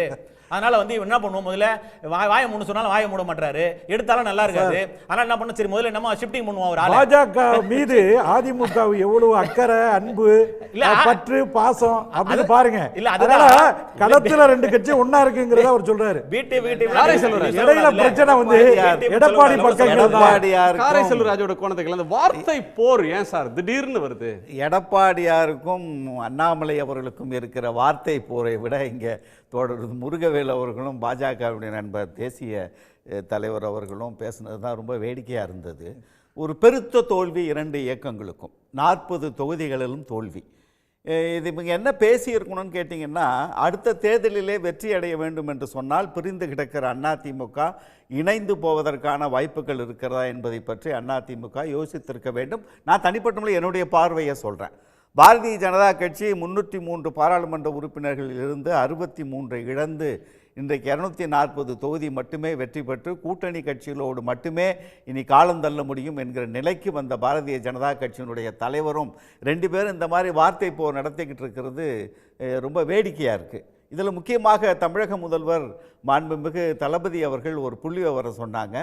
இந்த பாராளுமன்ற தேர்தலிலே 221 சட்டமன்ற தொகுதிகளிலே திமுக வந்து அதிகப்படியான வாக்குகள் வாங்கியிருக்கிறது. ஒரு 10 தொகுதி 15 தொகுதி தான் லெஃப்ட் அவுட் அவங்களுக்கு. அந்த மாதிரி இன்றைக்கி அரசியல் சூழ்நிலை எது?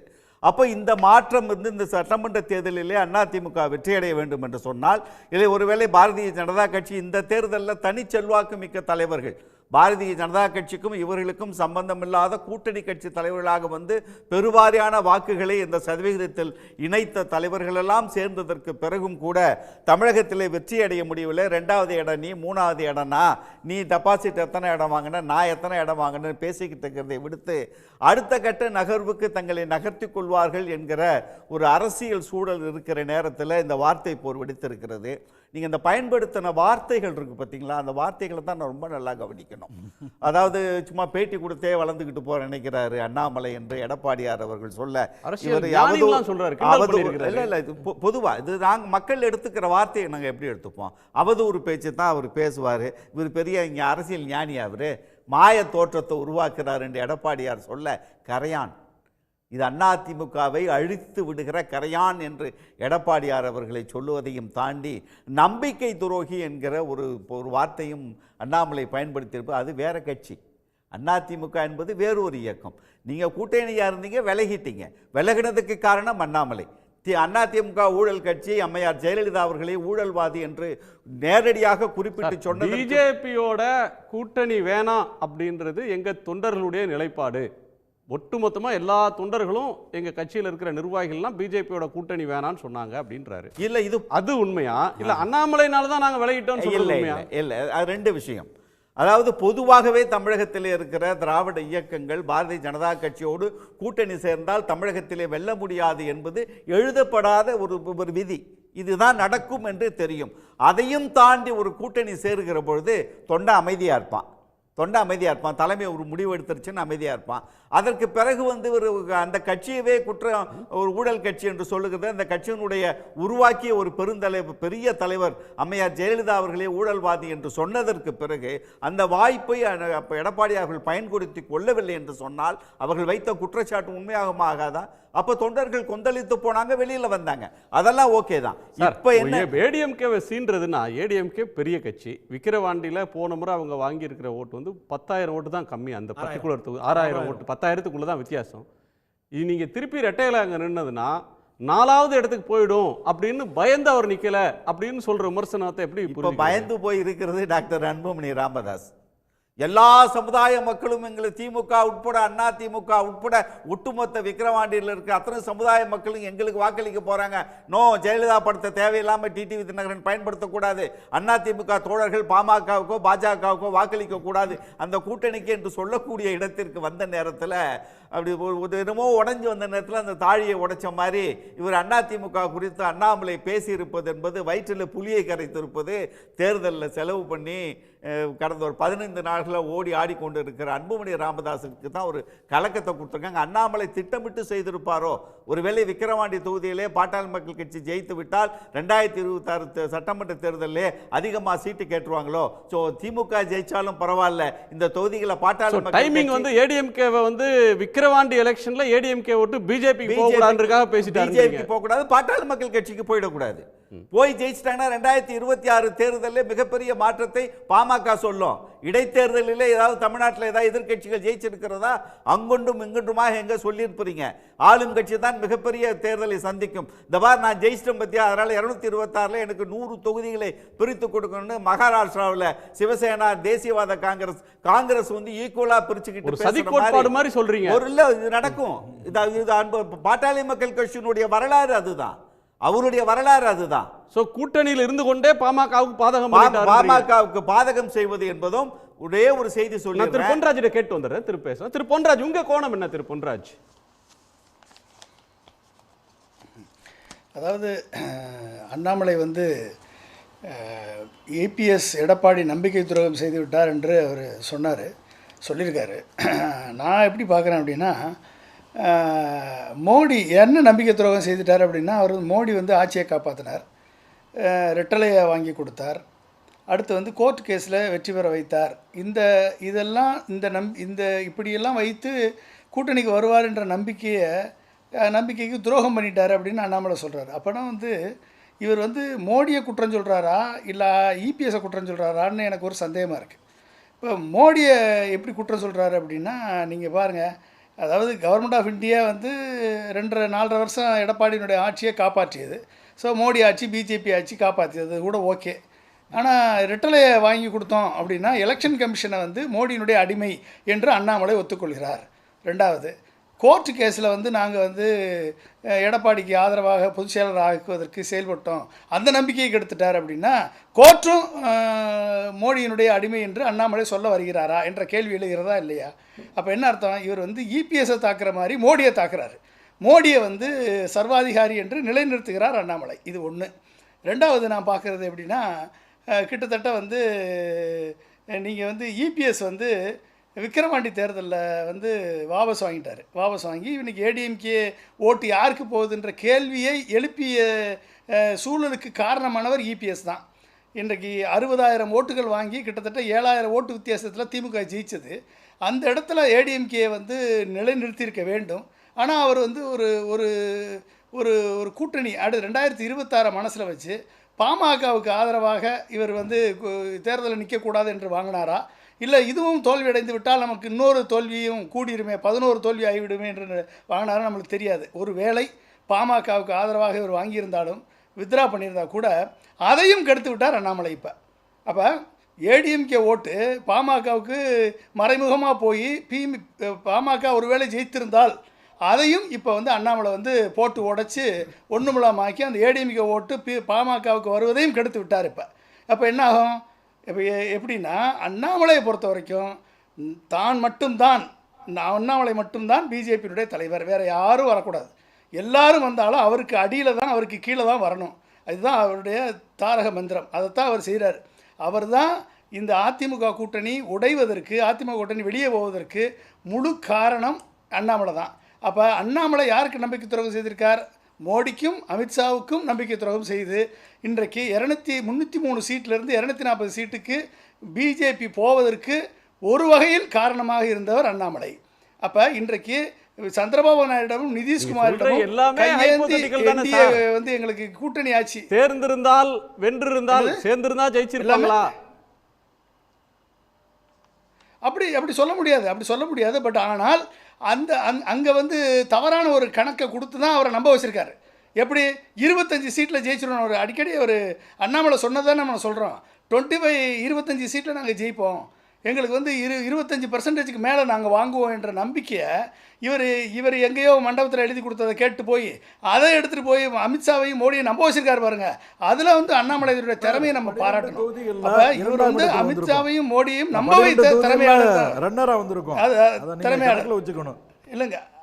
அடுத்து 12 தொகுதிகளில் ரன்னரா அடுத்து நான் சொல்கிறேன். அடுத்து என்னன்னா 12 தொகுதிகளில் ரன்னரா நீங்கள் ரன்னர் தான்.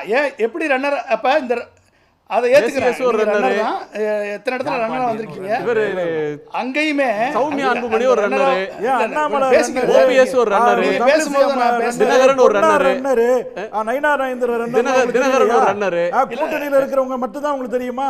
இவங்க எல்லாத்தையும் கணக்குல சேர்த்துறீங்க. பொன்னார் ரன்னர் இல்லையா? இல்ல நான் பேராசிரியர் சீனிவாசன் ரன்னர் இல்லையா? சரி, நான் சொல்லி முடிச்ச பிறகு பேசுங்க. அதனால பாஜக தலைவர்களை ஏன் அப்படி சொல்லி முடிச்ச பிறகு பேசுறீங்கன்னு தெரியல. என்னன்னா திருப்பன்ராஜ் இல்லைங்க, நீங்கள் ரன்னர் தான், ரன்னராக தான் வந்திருக்கீங்க. அந்த ரன்னர் எப்படி வந்திருக்கீங்க? 11% வாக்கு வங்கி. நான் பேசி முடிச்சுக்கிறேன் சார். எதுக்கு உடல் பேசிட்டு இருக்கீங்க? பேசி முடிச்ச பிறகு நீங்கள் பேசுங்க, தாராளமாக பேசுங்க, பதில் சொல்லுங்கள், ஒன்றும் பிரச்சனை இல்லை. அதாவது ரன்னராக வந்திருக்கீங்க. இப்போ இந்த ரன்னராக வந்ததில் என்ன பண்ணியிருக்கீங்க? உங்களோட நம்பி வந்த பாமகவுக்கு என்ன பண்ணீங்க? டிடிவி தினகரனுக்கு என்ன பண்ணீங்க? ஓபிஎஸ்க்கு என்ன பண்ணீங்க? ஏசி சண்முகத்துக்கு என்ன பண்ணீங்க? உங்களை சுத்தி வந்திருக்க அத்தனை கூட்டணி கட்சிகளுக்கு என்ன பண்ணாங்களோ எல்லா கட்சிகளையும் தாண்டி அண்ணாமலையால் மட்டும்தான் பேசி முடிச்சுக்கிறேன். கூட்டணி கட்சிகளுக்கு பேசி என்னுடைய கருத்தை உள்வாங்கிட்டு பேசுங்க. நீங்க என்னுடைய கருத்தை உள்வாங்கிட்டு பேசுங்க. ஊடால பேசுறீங்க, அப்புறம் நீங்க பேசுவேன், நான் குறுக்கிடுவேன்.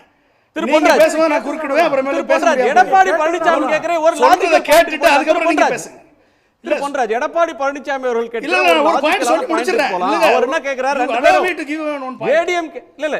நான் குணசேகரன் பேசுறேன், நீங்க வெளியில இருந்து பேசுறதுனால கேட்கல நினைக்கிறேன். இந்த பாயிண்ட்க்கு வந்துருங்க.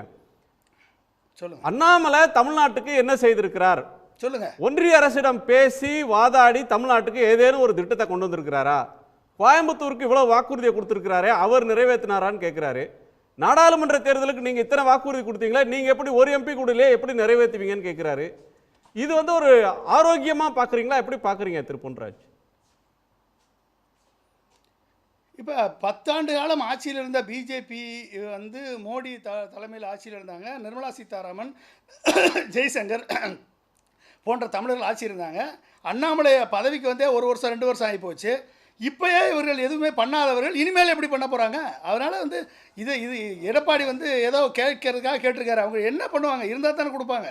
அவங்கள்ட்ட என்ன இருக்குது கொடுக்குறதுக்கு? அவங்க கூட்டணி கட்சிகளை வர்றவங்களை நான் என்ன சொல்ல வரேன் அப்படின்னா, கூட்டணியில் வந்தவங்க 11% பிஜேபிக்கு அண்ணாமலைக்காக விழுந்த ஓட்டு நாங்கள் இத்தனை % வந்துட்டோன்னு இவங்க சொல்கிறாங்கல்ல, இவங்க வந்து யாரெல்லாம் மறைச்சிருக்காங்க? பிஎம்கேக்கு 5% இருந்துச்சு, அந்த ஓட்டை மறைச்சிட்டாங்க.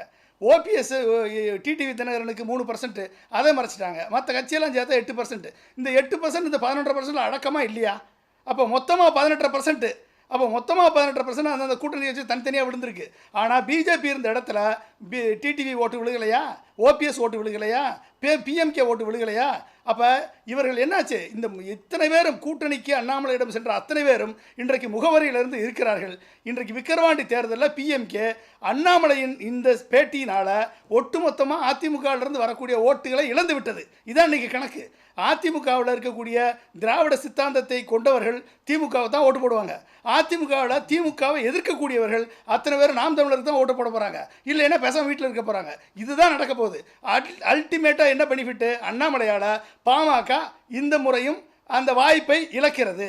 அப்போ அண்ணாமலையால் பிஜேபி தலைவரால் ஒரு கூட்டணி கட்சிக்கு கூட அவருடைய சொந்த கட்சிக்கே அவரால் பெனிஃபிட் கிடையாது, கூட்டணி கட்சிக்கு பெனிஃபிட் கிடையாதுன்றதை இந்த தேர்தல் மூலமாக நிரூபிக்கப்பட போகிறாங்க. அவ்வளோதான், வேற ஒன்று என்ன இருக்குது சொல்லுங்க பார்ப்போம். அப்போ இப்படிப்பட்ட இவர்கிட்ட போய் என்னத்தை நீங்கள் திட்டத்தை எதிர்பார்ப்பீங்க? 2 வருஷம் ஆட்சியில் இருந்த அண்ணாமலை பிஜேபியோட தலைவராக இருந்து கோயம்புத்தூருக்கு என்ன திட்டம் கொண்டு வந்தார்? திருப்பூரில் இவ்வளவு தொழில் நட்டமானது, இதற்கு என்ன திட்டத்தை கொண்டு வந்தார்? சிவகாசியினுடைய தீப்பெட்டி தொழிற்சாலை பட்டாசு தொழிற்சாலை நட்டமாச்ச, அதுக்கு என்ன ஒரு மத்திய அரசு திட்டத்தை கொண்டு வந்தார்?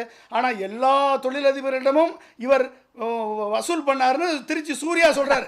பிஜேபியினுடைய ஒட்டுமொத்தமாக அங்கிருந்து வெளியே வந்திருக்கக்கூடிய ஒட்டுமொத்த குற்றச்சாட்டை பிஜேபி எந்த அளவிற்கு ஊழலில் ஈடுபட்டது, கட்சியில் ஒரு கவுன்சிலரே ஆகாத ஒரு கட்சி எந்த அளவிற்கு தமிழகத்தில் ஊழலில் ஈடுபட முடியும் என்று நிரூபித்தவர் தான் அண்ணாமலை. அப்போ நீங்கள் இவங்ககிட்ட இருந்து என்ன நீங்கள் எதிர்பார்ப்பீங்க? என்ன மக்கள் இவங்களுக்கு எப்படி ஓட்டு போடுவாங்க? அப்போ தமிழக மக்கள் இந்த தேர்தலிலும் விக்கிரவாண்டி தேர்தலிலுமே இந்த பிஜேபியுடன் இருந்த காரணத்தினால் பாமகவை இன்றைக்கு புறக்கணிக்க வேண்டிய நிலையை உருவாக்கி இருக்கிறார் அண்ணாமலை. அதாவது டாக்டர் பொன்ராஜ் பேசும்போது அதிமுகவினுடைய ஆட்சியை பாஜக தான் காப்பாற்றியது என்பதை போல ஒரு அண்ணாமலை நினைக்கிறார் என்று சொன்னார். பல விவாதங்களிலும் பல தொலைக்காட்சிகளிலும் பேசுகிற போது பிற கட்சிகளை சார்ந்தவர்கள் அதிமுகவினுடைய ஆட்சியை 4.5 ஆண்டு காலம் பாஜக தான் காப்பாற்றின்னு சொல்கிறாங்க. தயவுசெய்து இது தவறான தகவல். இதன் மூலமாக நான் உங்களுக்கு தெளிவாக புரிய வைக்கிறேன். மாண்புமிகு அம்மா அவர்கள் 135 சட்டமன்ற உறுப்பினர்களை உருவாக்கி தந்தார்கள். அதில் 18 சட்டமன்ற உறுப்பினர்கள் இங்கிருந்து விலகிச் சென்ற பிறகு 23 இடைத்தேர்தல் சட்டமன்ற தொகுதிகளுக்கு இடைத்தேர்தல் நடந்த பிறகு அதில் 9 சட்டமன்ற தொகுதிகள் நாங்கள் வெற்றி பெற்று 126 சட்டமன்ற உறுப்பினர்களோடு தான் 4 ஆண்டுகள் 2 மாதங்கள் இந்த ஆட்சியை முழுமையாக அண்ணன் எடப்பாடியார் நடத்தி முடித்திருக்கிறார். அப்போ நாங்கள் மைனாரிட்டி ஆட்சி கிடையாது. 2006 2011 திராவிட முன்னேற்ற கழக ஆட்சியை போல மைனாரிட்டி ஆட்சி அனைத்து இந்த அண்ணா திராவிட முன்னேற்ற கழகம் நடத்தவில்லை. 126 இல்ல சார், இல்ல நான் உங்களை குறை சொல்ல, 126 சட்டமன்ற உறுப்பினர்களை பெற்றிருந்தோம். 126 சட்டமன்ற உறுப்பினர்கள் யார் எங்களை காப்பாற்றணும்? எங்களுக்கு யாருடைய தயவும் தேவையில்லை. மிக தெளிவாக திடமாக நாங்கள் நடத்தணும். ஒன்று. ரெண்டாவது, 4/4/2024 கோயம்புத்தூர்ல பேட்டி கொடுக்குறாரு அப்பாயின்மெண்ட் அண்ணாமலை. என்ன சொல்றாருன்னா, எழுதி வச்சுக்கோங்க, நான் சொல்றேன் பாருங்க, எழுதி வச்சுக்கோங்க. 15 நாள் தானே இருக்கு தேர்தல், 15 நாள் முடிஞ்ச பிறகு 25 தொகுதியில எங்க கூட்டணி ஜெயிக்குதுனே, ஜெயிச்சதுக்கு அப்புறம் பாத்தீங்கன்னா அதிமுக ஒரு கட்சியா இருக்காதுன்னு எழுதி வச்சுக்கோங்க. இல்லனா அண்ணாமலை பதவி விலகிறோனே, தேர்தல் முடிவு வந்த உடனே அண்ணாமலை பதவி விலகிறோனே, நான் பாத்துக்கங்க, எழுதி வச்சுக்கோங்க. ஆனா எழுதி வச்சுக்கிட்டீங்களானே, இப்படி பேசணும் அண்ணாமலை. பதவி விலகும்பா, பதவி விலகு சொல்லியிருப்பாங்க, நான் முடியாதுன்னு சரி பண்ணி வெளிநாடு போப்பான்றாங்க. இப்ப இதான் இப்ப உண்மை. நான் போய் சொல்ல, நீ எடுத்து 4/4/2024 கோயம்புத்தூர் விமான நிலையத்தில் தம்பி அண்ணாமலை கொடுத்த பேட்டி, 25 இடங்களில் பாரதிய ஜனதா கூட்டணி வெற்றி பெறும், இல்லன்னு அதிமுகவை காணாம போயிடும். எவ்வளவு பெரிய கட்சி. இதுதான் சொல்றது, மூளை இல்லாத கூட இந்த மாதிரி ஒரு ஸ்டேட்மெண்ட் சொல்ல மாட்டான். ரொம்ப கடுமையா சொல்றீங்க. இல்லாதவன் சொல்ல மாட்டான், இருக்குது அவருக்கு. நான் இல்ல, அவருக்கு இல்லன்னு சொல்லியே, இல்லாதவன் கூட அப்படி சொல்ல மாட்டான். அவர் இருக்குது, படிச்சிருக்கிறாரு, ஏன் அப்படி சொல்றாருன்னு கேட்கிறேன் நான். அதாவது பாபு முருகவேல் ரொம்ப உணர்ச்சி வசப்படுறாரு, அதனால் நிறைய மிமிக்ரியெல்லாம் செஞ்சு காமிக்கிறாரு. இருக்கட்டும், நம்ம சகோதரர் பொன்ராஜ் அவர்கள் பேசும்போது அவர் ஒரு டபுள் எட்ஜ்டு வெப்பன் மாதிரி ரோல் பண்ணார். அதாவது ஒரு பக்கம் மோடிக்கு நம்பிக்கை துரோகம் செஞ்சாரா, அல்லது அண்ணாமலைக்கு நம்பிக்கை துரோகம் செஞ்சாரா, 2 பக்கமே செஞ்சாரா அப்படிங்கிற மாதிரி சிண்டு முடிகிற மாதிரி அவர் சொன்னார். நான் சொல்கிறேன், அழுத்தம் திருத்தமாக சொல்கிறேன், அவர் எடப்பாடியார் அவர்கள் எந்த இடத்துல நம்பிக்கை துரோகம் செய்தார் அப்படிங்கிறத மரியாதைக்குரிய எங்களுடைய அண்ணாமலை அவர்கள் கோடிட்டு காட்டியிருக்கிறாரு. அது ஈரோடு இடைத்தேர்தலின் போது ஓபிஎஸ் அவர்களுடைய உரிமை மீட்பு குழு கேண்டிடேட் போட்டு வாக்குகளை பிரித்தால் அது எதிரிக்கு இடம் கொடுத்து விடும். ஆகையினால் ஒரு அரசியல் அதிசயத்தை நான் நிகழ்த்தி காட்டப் போகிறேன். தயவு செய்து அதற்காக ஓபிஎஸ் அவர்களுடைய வேட்பாளரை திரும்ப பெற்றுக்கொள்ளுங்கள், திரும்ப பெற்று தரும்படி கெஞ்சி மன்றாடி கேட்டுக்கொண்டார். அது உண்டா இல்லையான்னு கேளுங்க. அவ்வாறு கேட்டுக்கொண்டு, அதுதான் அவர் ரகசியம்னு சொன்னார். அது மாதிரி கேட்டுக்கொண்டதன் பேரில் அண்ணாமலை அவர்களும் எங்களுடைய மேலிட பொறுப்பாளர்களும் ஓபிஎஸ் ஐயா அவர்களை வலியுறுத்தி வேண்டி கேட்டுக்கொண்டதன் பேரில் அவரும் பாஜகவின் மீதும் பாரதிய ஜனதா கட்சியினுடைய தலைவர்கள் மீதும் கொண்ட மரியாதை நிமித்தமாக திரும்ப பெற்றுக்கொண்டார்.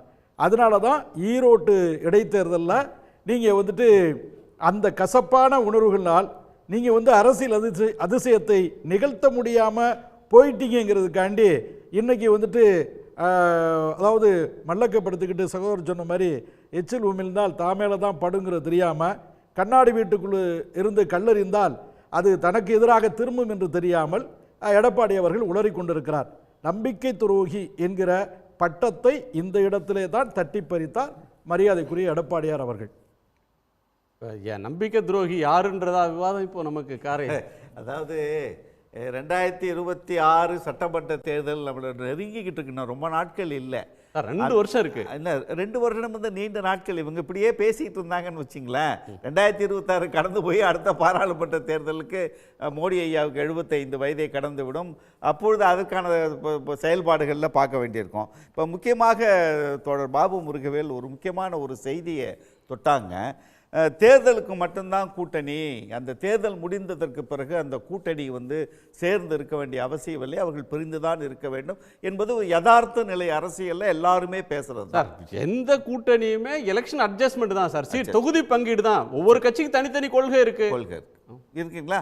தேர்தலுக்கு பிறகு அவர்கள் கொள்கை சார்பாக பிரிந்து போயிடுவாங்க. அடுத்த தேர்தலுக்கு தான் அந்த கூட்டணி சம்பந்தமாக பேசுவோம் என்று இருக்கின்ற சூழ்நிலையில் 2014 பாரதிய ஜனதா கட்சி ஆட்சிக்கு வந்ததற்கு பிறகு கொள்கை சார்ந்த அரசியல் இங்கே வெற்றியடைய வேண்டும் என்பதற்காக திமுக தலைமையிலான அணி எத்தனை ஆண்டு காலமாக இணைந்திருக்கிறாங்க? எத்தனை ஆண்டு காலம்? 9 ஆண்டு காலத்திற்கு மேலாக அந்த கூட்டணி இன்றைக்கும் உடையாமல் இருப்பதற்கு காரணம் ஒன்று என்பது கருத்தியல் ரீதியான சிந்தனை. இது வந்து பாரதிய ஜனதா கட்சியினுடைய பாசிச ஒரு நிமிஷம் பாசிச இந்துத்துவ அரசியல் இங்கே தமிழ் மண்ணில் வந்துவிடக் கூடாது.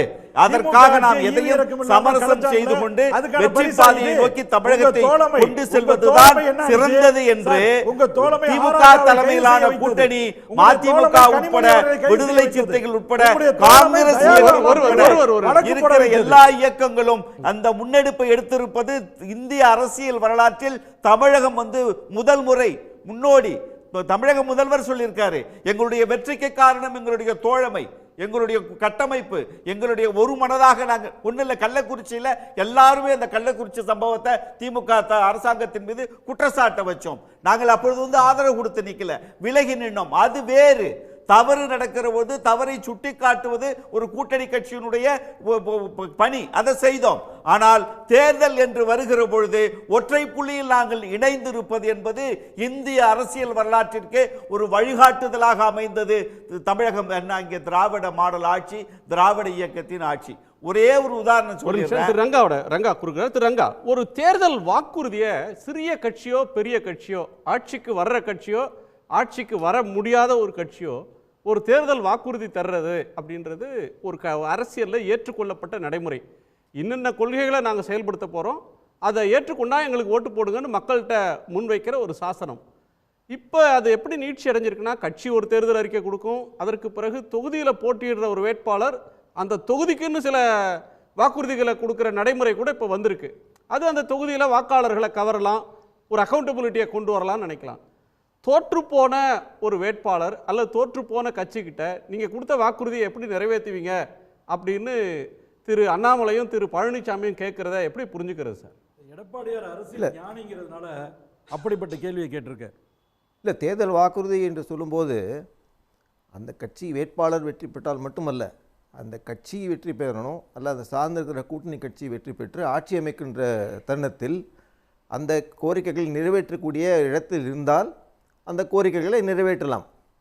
இப்போ எம்ஜிஆர் கூட சொன்னார், நான் போஸ்ட் கார்டு விலை குறைப்பேன். அப்படி யாரும் சொன்னாங்க, அது மத்திய அரசில் இருக்க அவங்களுடைய கட்டுப்பாட்டில் இருக்கிற போஸ்ட் கார்டு பிஎன்டி நீங்கள் எப்படி விலை குறைப்பேன். அப்புறம் சொன்னார், இல்லை நான் கன்வின்ஸ் பண்ணி மத்திய அரசை சொல்லி நான் அதை குறைக்கிறதுக்கான வழி சொல்லுவேன். அது மாதிரி வாக்குறுதிகள் சொல்லும்போது ஜாகிரதையாக கொடுக்கணும், அது ஒன்று.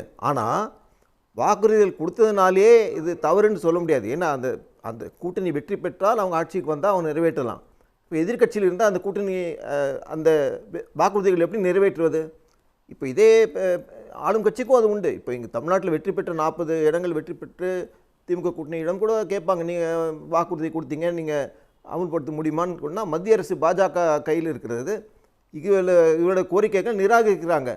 அப்போது நீங்கள் திமுகவோ அந்த கம்யூனிஸ்ட் கட்சி காங்கிரஸ் கட்சி பார்த்து கேட்க முடியுமா, நீங்கள் வாக்குறுதி கொடுத்தீங்க அதை நிறைவேற்ற முடியலன்னு சொல்ல முடியுமா?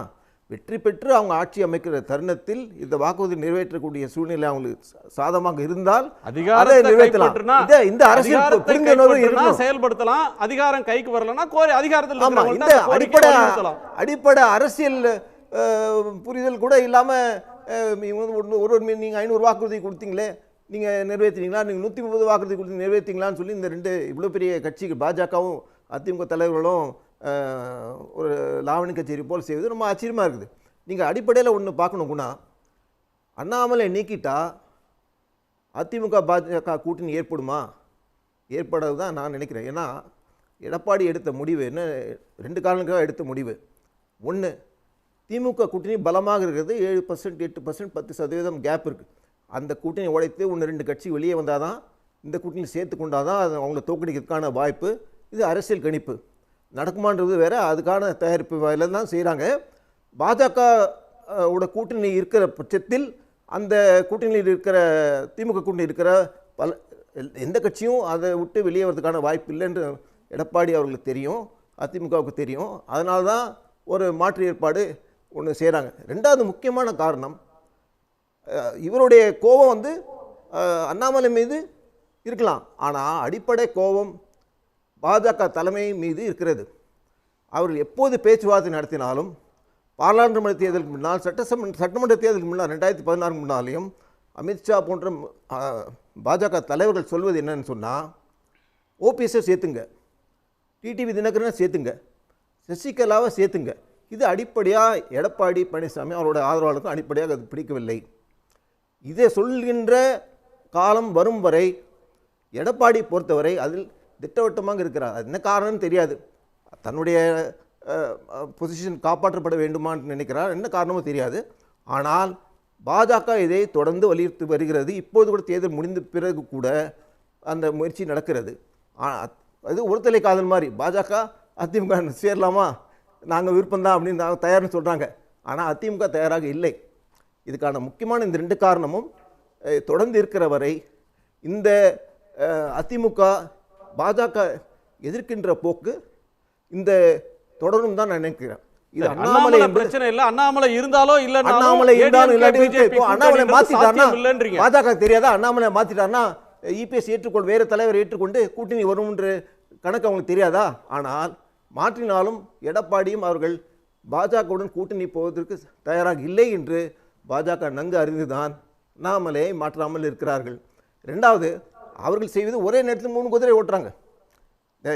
நீங்கள் அண்ணாமலை தொடர்ந்து அட்டாக் பண்ணி நீங்கள் போங்க, கூட்டணி வர நேரத்தில் நம்ம பேசிக்கலாம், அதிமுக எப்படியா சமாதானம் செய்ய முயற்சி நம்ம செய்யலாம், பாமக மற்ற கூட்டணி கட்சிகளை நம்ம வந்து தொடர்ந்து ஒரு பக்கம் அவங்களையும் கூடவே கூட்டிட்டு போவோம்.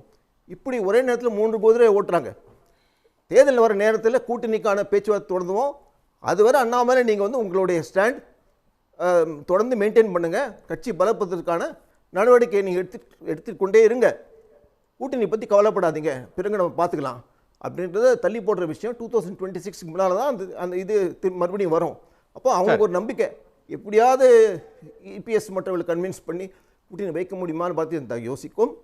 ஆனால் இபிஎஸ் பொறுத்தவரை அவர்கள் ரொம்ப தெளிவாக இருக்கிறார்கள். ஓபிஎஸ், டிடிவி தினகரன், சசிகலா இவர்களை எக்காரணத்தை கொண்டும் சேர்த்துக்கொள்ள மாட்டோம். கூட்டணி வைத்துக்கொள்ள வேண்டும் என்று சொன்னாலும் கூட்டணி கூட நாங்கள் வைத்துக்கொள்ள தயாராக இல்லை. இதுதான் அடிப்படையில் இப்போ எடப்பாடி கணக்குல சொல்றாங்க. இப்போ வந்து அவரை பார்த்து இந்த கட்சி ஒரு கட்சிகிட்ட வந்து கூட்டணியை பேசலாம், மற்றது பேசலாம், இந்த தொகுதி கொடுங்கன்னு பேசலாம், இந்த எண்ணிக்கை தாங்கன்னு பேசலாம், இந்த இன்னார உங்க கட்சியில சேர்த்துக்குங்க, தேவைப்பட்டா பிஜேபியில் வேணா சேர்த்துக்கலாமே தவிர ஏடிஎம்கேல யாரை சேர்த்துக்கணும்னு இன்னொரு கட்சி சொன்னா எப்படி சார் ஏற்றுப்பாங்க? நெருங்கிய உறவு. பொன்ராஜ் சொன்ன மாதிரி எவ்வளவோ செஞ்சிருக்காங்களா அவங்களுக்கு, ஆட்சியை 3 வருஷம் காப்பாற்றினது யாரு? அதுதான் நம்பிக்கை துரோகம். அது சொல்றது கரெக்ட் தான். ஏன்னா 3 வருஷம் காப்பாற்றினது 18 எம்எல்ஏ போர்க்குடி உயர்த்திய போது காப்பாற்றியவர் யார்? சுப்ரீம் கோர்ட்டில் காப்பாற்றியவர்கள் யார்? 12 எம்எல்ஏ காப்பாற்றியவர்கள் யார்? எல்லா கட்டத்திலும் மோடி அரசு பாஜகவும் அவர்களை காப்பாற்றியது உண்மைதான். இல்லனா ஒண்ணுமே கிடையாது. சார், ஒரு இடைவேளைக்கு பிறகு நம்ம பேசலாம். அதிமுக பாஜக தலைவர்களிடையே வலுத்திருக்கக்கூடிய வார்த்தை போரால் பாதிப்பு யாருக்குன்னு நேயர்கள்ட்ட கேட்டிருக்கோம். அதிமுகவுக்கு பாதிப்பு என்று 5% பேரும், பாஜகவுக்கு பாதிப்பு என்று 33% பேரும், பாமகவுக்கு பாதிப்பு என்று 54% பேரும், எந்த தாக்கமும் இருக்காது என்று 8% பேரும் கருத்து தெரிவிச்சிருக்காங்க. அந்த நேயர்களுக்கு நன்றி. திரு பாபு முருகல் முன்பே குறுக்கிட வரும், நீங்கள் நிறைவு பார்வையை சுருக்குமா? Yes please. அதாவது சகோதரர் காரை சொல்லும்போது 14க்கு அப்புறம் நாங்கள் அப்படியே பாண்டடாக இருக்கிறோம், எங்களை பிரிக்கவே முடியாது, கொள்கை சார்ந்த கூட்டணி, நாங்கள் வந்து எங்களுடைய எண்ணமும் சிந்தனையும் ஓட்டமும் ஒரே மாதிரி இருக்குதுன்னு சொல்கிறாரு. நான் என்ன சொல்கிறேன்னா, அதை நான் முதல்ல சொன்னது தான் வந்து தேர்தலுக்கான கூட்டணி தான், அது எதுவுமே இல்லை அதில் அப்படின்னு சொல்லி சொன்னேன். இங்கே எப்படி இருக்குதுன்னு சொல்லி சொன்னால், மரியாதைக்குரிய அண்ணன் வைகோ பேசிய காணொலியை பார்த்தோன்னா, நான் கூட்டணி திமுகவோடு வைத்தால் என்னுடைய கல்லறி கூட என்னை மன்னிக்காது அப்படின்னாரு. ரத்தம் உறிஞ்சக்கூடிய அவர்கள் காங்கிரஸ், இலங்கை தமிழனுடைய ரத்தத்தை உறிஞ்சவர்கள் காங்கிரஸ்னு அண்ணன் தொல் திருமா சொல்லியிருக்கிறாரு. இப்போ இதெல்லாம் ஒரு கூட்டணியில் இருக்குது, பாண்டடாக இருக்கிறாங்க. நான் என்னை பொறுத்தவரைக்கும் அந்த கூட்டணி என்னென்னா ஓட்டுக்கும் சீட்டுக்கும் நோட்டுக்குமான ஒரு கூட்டணியாக தான் நான் அதை பார்க்குறேன். அது யாருக்கு நோட்டு, யாருக்கு ஓட்டு, யாருக்கு சீட்டுன்னு நீங்கள் முடிவு பண்ணிக்கோங்க. அதை தாண்டி சகோதரர் தம்பி அண்ணாமலை, நான் ஜெயிச்சிட்டேன்னா 100 நாளில் 500 வாக்குறுதிகளை நாங்கள் நிறைவேற்றிடுவோம். நடந்த தேர்தல் பாராளுமன்ற தேர்தல், பிரதமருக்கான ஒரு தேர்தல். இங்கே நாங்கள் அதிமுக பிரதமர் வேட்பாளர் நாங்கள் சொல்லலை, தேசிய கட்சிகளோடு நாங்கள் கூட்டணி அமைக்கவில்லை. நாங்கள் தேர்தல் களம் கண்டோம். தேர்தல் களம் கண்டு 2019 நாங்கள் பெற்ற வாக்குகளை விட கூடுதலான வாக்குகளை பெற்றிருக்கிறோம். மாறாக திராவிட முன்னேற்ற கழகம் 19 பெற்ற வாக்குகளை விட 6% குறைவாக வாக்குகளை பெற்றிருக்கிறது. அதுக்கு நம்ம போகவே வேணாம், நம்ம அந்த சப்ஜெக்டே வேணாம் நமக்கு. ஆனால் 19 ஒப்பிடணுமா 21 ஒப்பிடணுமா, கடைசியாக நடந்த தேர்தலை ஒப்பிடணுமா, தேர்தலை ஒப்பிடுறதா, அதே நடந்த பார்லிமெண்ட்டை ஒப்பிடணுமா? 21 தேர்தல் சட்டமன்ற தேர்தல் நடந்ததுலையாவது சகோதரர் எல் முருகன் 4 எம்எல்ஏவாக ஜெயிச்சு கொடுத்தாரு. இவர் என்ன பண்ணாரு? தம்பி அண்ணாமலை என்ன பண்ணார்? வந்ததுக்கப்புறம் என்ன பண்ணார்? எல்முருகன் 4 எம்எல்ஏவை ஜெயிச்சு கொடுத்தாரு. அதிமுகவோட கூட்டணி வச்சுன்னு ஏதோ ஜெயிச்சார். அப்புறம் அவர் தோத்ததுனால மத்திய மந்திரி ஆகிட்டார். தோக்கச்சவங்களுக்கு நன்றி சொல்லணும் அவர். அச்சா, அது விட்டுருங்க. இப்போ நம்ம என்னன்னா, இதில் இப்போ இந்த விஷயத்தை பொறுத்தவரைக்கும் 500 நடந்த விஷயம் இது. எல்லா கட்சியுமே வாக்குறுதி கொடுப்பாங்க. ஒரு தேர்தலை சந்திக்கக்கூடிய அனைத்து கட்சிகளுமே தேர்தல் வாக்குறுதினு ஒன்று கொடுப்பாங்க. 100 நாளில் 500 வாக்குறுதி நான் கொடுத்தேன். இப்போ மத்தியில் உங்கள் கட்சி ஆட்சிக்கு வந்துருச்சு. உன்னை போல வாய் இல்லாதவங்க வாய் வச்சிருந்து சும்மா இல்லாமல் 63 சீட்டு குறைஞ்சிருக்குது. இருந்தாலும் ஆட்சியை வச்சுட்டீங்க, பரவாயில்ல, இருந்து போட்டோம். இப்போ மத்திய அரசாங்கத்திடமிருந்து பாரத பிரதமர் இருந்து நீங்கள் வாங்கினது என்ன நீங்கள் கொடுக்க போறீங்க இந்த தமிழ்நாட்டுக்கு அப்படின்னு நம்ம கேட்டால், நீங்கள் கூட தான் வாக்குறுதி கொடுத்துருக்கீங்க, நீங்கள் என்ன செய்ய போறீங்க? ஒரு குறைந்தபட்ச அரசியல் அறிவே இல்லாத ஒரு தற்கூரியை இந்த பாரதிய ஜனதா அப்பாயிண்ட் பண்ணியிருக்குது. இப்போ இதை வச்சு நம்ம என்ன பண்ண முடியும்? இப்போ இந்த மாதிரி பேசும்போது நம்ம என்ன பதில் கொடுக்க முடியும்? நீங்கள் யோசிச்சு பாருங்க. தேர்தல் பாராளுமன்ற தேர்தலுக்கு பிரதமருக்கான தேர்தல், அதை விட்டுட்டு நீங்கள் தான் வாக்குறுதி கொடுத்தீங்களே, நீங்கள் நிறைவேற்றினீங்களா? நாங்கள் கூட 2021 நாங்கள் வாக்குறுதி கொடுத்தோம், நாங்கள் ஜெயிச்சிருக்கோமா? எங்ககிட்ட கேள்வி கேட்க முடியாது. ஆனால் அதற்கு உண்டான போராட்டங்களை எங்களால் முன்னெடுக்க முடியும். அதே தான் பாராளுமன்றத்தில் எங்களுடைய இருக்கக்கூடிய நாடாளுமன்றத்தில் அங்கே போராட்டம் பண்ணுவாங்க. நாங்கள் சொன்னதை நிறைவேற்ற முயற்சி இருப்பானா? கொடுக்குற இடத்துல நீங்கள் இருக்கிறீங்க, நான் எதுவுமே கொடுக்க மாட்டேன், ஆனால் குறை மட்டும் சொல்லினே இருப்பேன் அப்படின்னா என்ன விதத்தில் நியாயம் இது? அதுதான் சொல்கிறேன், பேசிக் நாலேஜ் தம்பி அண்ணாமலை இல்லை. அதனால் கொஞ்சம் please keep shut your mouth. தலைவன் எவ்வளியோ அது மாதிரி மக்களும் அவ்வளி அப்படிம்பாங்க. அதனால் எடப்பாடியார் வாயிலே வடை சுடுகிறார் அப்படின்னு சொல்கிறார். ஒரு பொறுப்புமிக்க எதிர்க்கட்சி தலைவருடைய நாகரிகமிக்க வார்த்தை இந்த வார்த்தை. அந்த வார்த்தைக்கான எதிர்வினை தான் நம்பிக்கை துரோகி அப்படின்னு எங்கள் தலைவர் சொன்னது. அதனால் வழக்கறிஞர் பாபு முருகவேல் வந்துட்டு சட்டம் படித்தவர் தான், கற்றறிந்த வழக்கறிஞர். அதனால் அவற்றை நான் எடுத்து சொல்ல வேண்டியதில்லை. ஏன் உண்மையை ஏற்றுக்க மாட்டேங்கிறான்னு தெரியல. அப்பாயின்மெண்ட் அண்ணாமலை என்று சொல்வதனாலேயோ, மேனேஜர் அண்ணாமலை என்று சொல்வதனாலேயோ, அல்லது தற்கூரி அண்ணாமலை என்று சொல்வதனாலேயோ, அல்லது வாயிலே வடை சுடுகிற அண்ணாமலை என்று சொன்னதுனாலேயோ நாங்கள் குறைந்து விடுவதில்லை. யானையை பார்த்து 1000 பேர் பூனை என்று சொன்னால் யானை பூனை ஆகாது. அதனால் எங்களுக்கு அதை பற்றி கவலை இல்லை. அந்த சொற்கள் எல்லாம் எங்களுக்கு ஒட்டாது, சேராது, பொருந்தாது. முக்கியமாக நான் சொல்ல வர்றது, அதாவது இடைத்தேர்தல் என்பது ஒரு ஆட்சியின் பாதிப்பை கொடுத்துட்டாங்கன்ற இல்லை. அதான் ஒரு ஆட்சி, அது அவங்களுக்காண்டி இவங்க ஏன் அழுகிறாங்கன்னு எனக்கு தெரியல. ஆடு நடையுதுன்னு ஓனா அழுத கதையா இருக்குது. இல்ல இல்ல இல்ல இது நீங்க சார், அது பாமக சொல்லணும் சார். இல்ல இல்ல உங்களுடைய இல்ல இல்ல இல்ல உங்களுடைய நீங்க பாமகவுடைய செய்தி தொடர்பாளர் கிடையாது, நீங்க ஸ்போக்ஸ் பர்சன் கிடையாது. அதனால பாமகவுக்கு நீங்க அழகாதீங்க. சார் நான் என்ன சொல்ல வரேன்னா, இங்க பாருங்க, அதாவது அரசியல் தெரிந்தவர்கள் அறிவாங்க. இந்த ஆடத்தெறிந்த காலும் பாடத்தெறிந்த வாயும் அரசியல் தெரிந்த மனிதனும் சும்மா இருக்க முடியாது. அதுவும் தேர்தல் நேரத்தில் வேட்டி சட்டை எடுத்து கட்டிக்கிட்டு வெளியில் போய் கேன்வாஸ் பண்ணுறது, போராட்டம் பண்ணுறது, பிரச்சாரம் பண்ணுறது, வாக்கு சேகரிப்புன்னு அந்த 20 நாள் ஜனநாயக திருநாளை கொண்டாடக்கூடியவன் அரசியல்வாதி. அப்படிப்பட்ட லட்சக்கணக்கான அதிமுக தொண்டர்கள், நிர்வாகிகள் விக்கிரவாண்டி தொகுதியில் இருக்கிறாங்க. அத்தனை பேரும் சாவுக்கு சமமான வேதனையிலே இருந்து கொண்டு இருக்கிறாங்க. ஏன் அப்படின்னா, இந்த தேர்தல் திருவிழாவில் பங்கெடுக்க முடியல, அவங்க வேட்டியை எடுத்து கட்ட முடியல, அவங்க கொடியை எடுத்து பிடிக்க முடியல, அவங்க பிரச்சாரம் பண்ண முடியல, கேட்க முடியல. இப்படிப்பட்ட திக்கற்ற திசையில அதிமுகவை ஆழ்த்தியது எடப்பாடியார் செய்த மாபெரும் துரோகம். அது மாத்திரம் இல்லாம அந்த இல்ல மக்களுக்கான இந்த மண்ணுக்கான அரசியல், இந்த மண்ணில் இருக்கிற திராவிட இயக்கத்தினுடைய கருத்தியலுக்கு எதிராக ஒரு கருத்தியல் இந்த மண்ணில் வேரூன்றி வரக்கூடாது என்பதற்காக ஒட்டுமொத்தமாக இணைந்து நின்ற இயக்கங்கள் இன்றைக்கு வெற்றி வாகை சூடி 40 இடங்களையும் தக்க வைத்து அந்த திராவிட இயக்க கருத்தியலை கட்டி காத்திருக்கிறது தமிழக மண்ணில். தோற்றவர்கள் 40க்கு 40ஐயும் தோற்றவர்கள், பாராளுமன்றத்தில் 63 இருக்கைகளை தோற்றவர்கள், கோட்டு சூட்டு அணிந்து கொண்டு வந்தவர்கள், வெள்ளை சட்டை வெள்ளை வேட்டியோடு வந்தவர்கள், இன்றைக்கு இருவரும் மாறி மாறி மாய தோற்றம், நம்பிக்கை துரோகி, கரையான், புற்று, நாகம் என்று பேசுகிற அளவிற்கு வந்து நான் பார்க்கிற பொழுது பழனியாண்டி நிலைக்கு வந்ததற்கு பிறகு கூட இன்றைக்கும் உங்களால் அதை குறித்து விசாலமான பார்வையோடு ஒரு தேர்தல் களத்தை பார்ப்பதற்கு கூட நீங்கள் இன்றைக்கு தயாராக இல்லை. பாஜகவை எதிர்ப்பதற்கு அதிமுகவிற்கு தேவை இருக்கிறது, அரசியல் ரீதியாக தமிழகத்தில் அவசியமும் இருக்கிறது. ஆனால் பாரதிய அவசியம் எதுவும் இல்லாத பொழுது, தேவையற்ற அதிமுகவின் மீது புழுதிவாரி தூற்ற வேண்டும் என்கிற நிலை இல்லாத பொழுது தம்பி அண்ணாமலை அவர்கள் அவர் என்ன கருத்து சொன்னார்? அவதூறு பேச்சு. அண்ணாமலை அவர்கள் தன் தலையில மண்ணள்ளி போட்டுக்கிட்ட மாதிரி அதிமுகவின் மீது தேவையற்ற விமர்சனங்களை வைத்து அந்த கூட்டணியை சிதைத்த பெருமை அண்ணாமலையை சாரும். இன்றைக்கு இருவரும் பழனியாண்டி நிலையில் நின்று கொண்டிருக்கிறீர்கள். மறுபடியும் வேட்டி சட்டை அணிந்து கோட்டு சூட்டு அணிந்து 2026 சட்டமன்ற தேர்தலுக்கு வருவதற்கான முயற்சிகளை நீங்க மேற்கொள்ளணும். நன்றி. நன்றி. திரு பொன்ராஜ், சுருக்கமா நிறைவு பார்வை. அதாவதுங்க, ஜிப்மரில் வந்து ஒரு அநீதி நடந்திருக்கு. அது வந்து பாட்டாளி மக்கள் கட்சி புதுச்சேரியோட ஒரு தொடர்புள்ள கட்சி. கிட்டத்தட்ட வந்து வன்னிய மக்கள் உள்ளிட்ட எம்பிசி பிரிவினரை சேர்ந்தவர்களுக்கு கட் ஆஃப் மார்க்கு 437, எஸ்சி பிரிவினருக்கு கட் ஆஃப் மார்க்கு நீட்டில் 235, பிடிக்கு 135. ஆனால் அரிய வகை ஏழை என்று சொல்லப்படக்கூடிய இடபிள்யூஎஸ்க்கு 127. அப்போ இப்படிப்பட்ட ஒரு சமூக அநீதியை செய்யக்கூடிய பிஜேபி கட்சியை ஏற்றுக்கொண்டு கூட்டணியில் சேர்ந்து வன்னிய மக்களுக்கே வந்து ஒரு சமூக அநீதியை செய்த பாட்டாளி மக்கள் கட்சி இந்த முறை வன்னிய மக்களை ஆதரிக்க மாட்டார்கள். அந்த நிலையில் தான் பாட்டாளி மக்கள் கட்சி அதுதான் உங்களுடைய ரிசல்ட்டு. 54% பேர் பாட்டாளி மக்கள் கட்சிக்கு இது அநீதியாக செல்லும் என்ற உங்கள் ரிசல்ட் வந்திருக்கு. அப்போ இப்படிப்பட்ட ஒரு நிலையை எடுத்த அந்த ஒரு பேட்டியில் கண்டிப்பாக வந்து இந்த பாதிப்பு யாருக்கு அப்படின்னா பாட்டாளி மக்கள் கட்சிக்கு பாதிப்பு. யாருக்கு அட்வான்டேஜ் அப்படின்னு கேட்டிங்க அப்படின்னா திமுகவுக்கும் நாம் தமிழருக்கும் அட்வான்டேஜ். 2ஆம் இடத்திற்கு நாம் தமிழர் கட்சி வந்தாலும் வரலாம். அப்படிப்பட்ட சூழல் ஏற்படுத்தியிருக்கிறது இந்த வார்த்தை போர். இதான் நடக்குது, ரியாலிட்டி, கிரவுண்ட் ரியாலிட்டி. நன்றி. நன்றி. திரு ரங்கராஜ். இல்லை, ஒரு இன்ட்ரெஸ்டிங்கான டெவலப்மெண்ட்டு நடக்க போகுது தெரியுது. அதாவது ஒரு பக்கம் சண்டை போட்டாலும் இன்னொரு பக்கம் பாரதிய ஜனதா கட்சி அதிமுக அடிமட்ட தொண்டர்களை, சில 2ஆம் கட்ட தலைவர்களை மெல்ல இழுக்கின்ற ஒரு முயற்சி அது ஒரு பக்கம் நடக்கலாம்.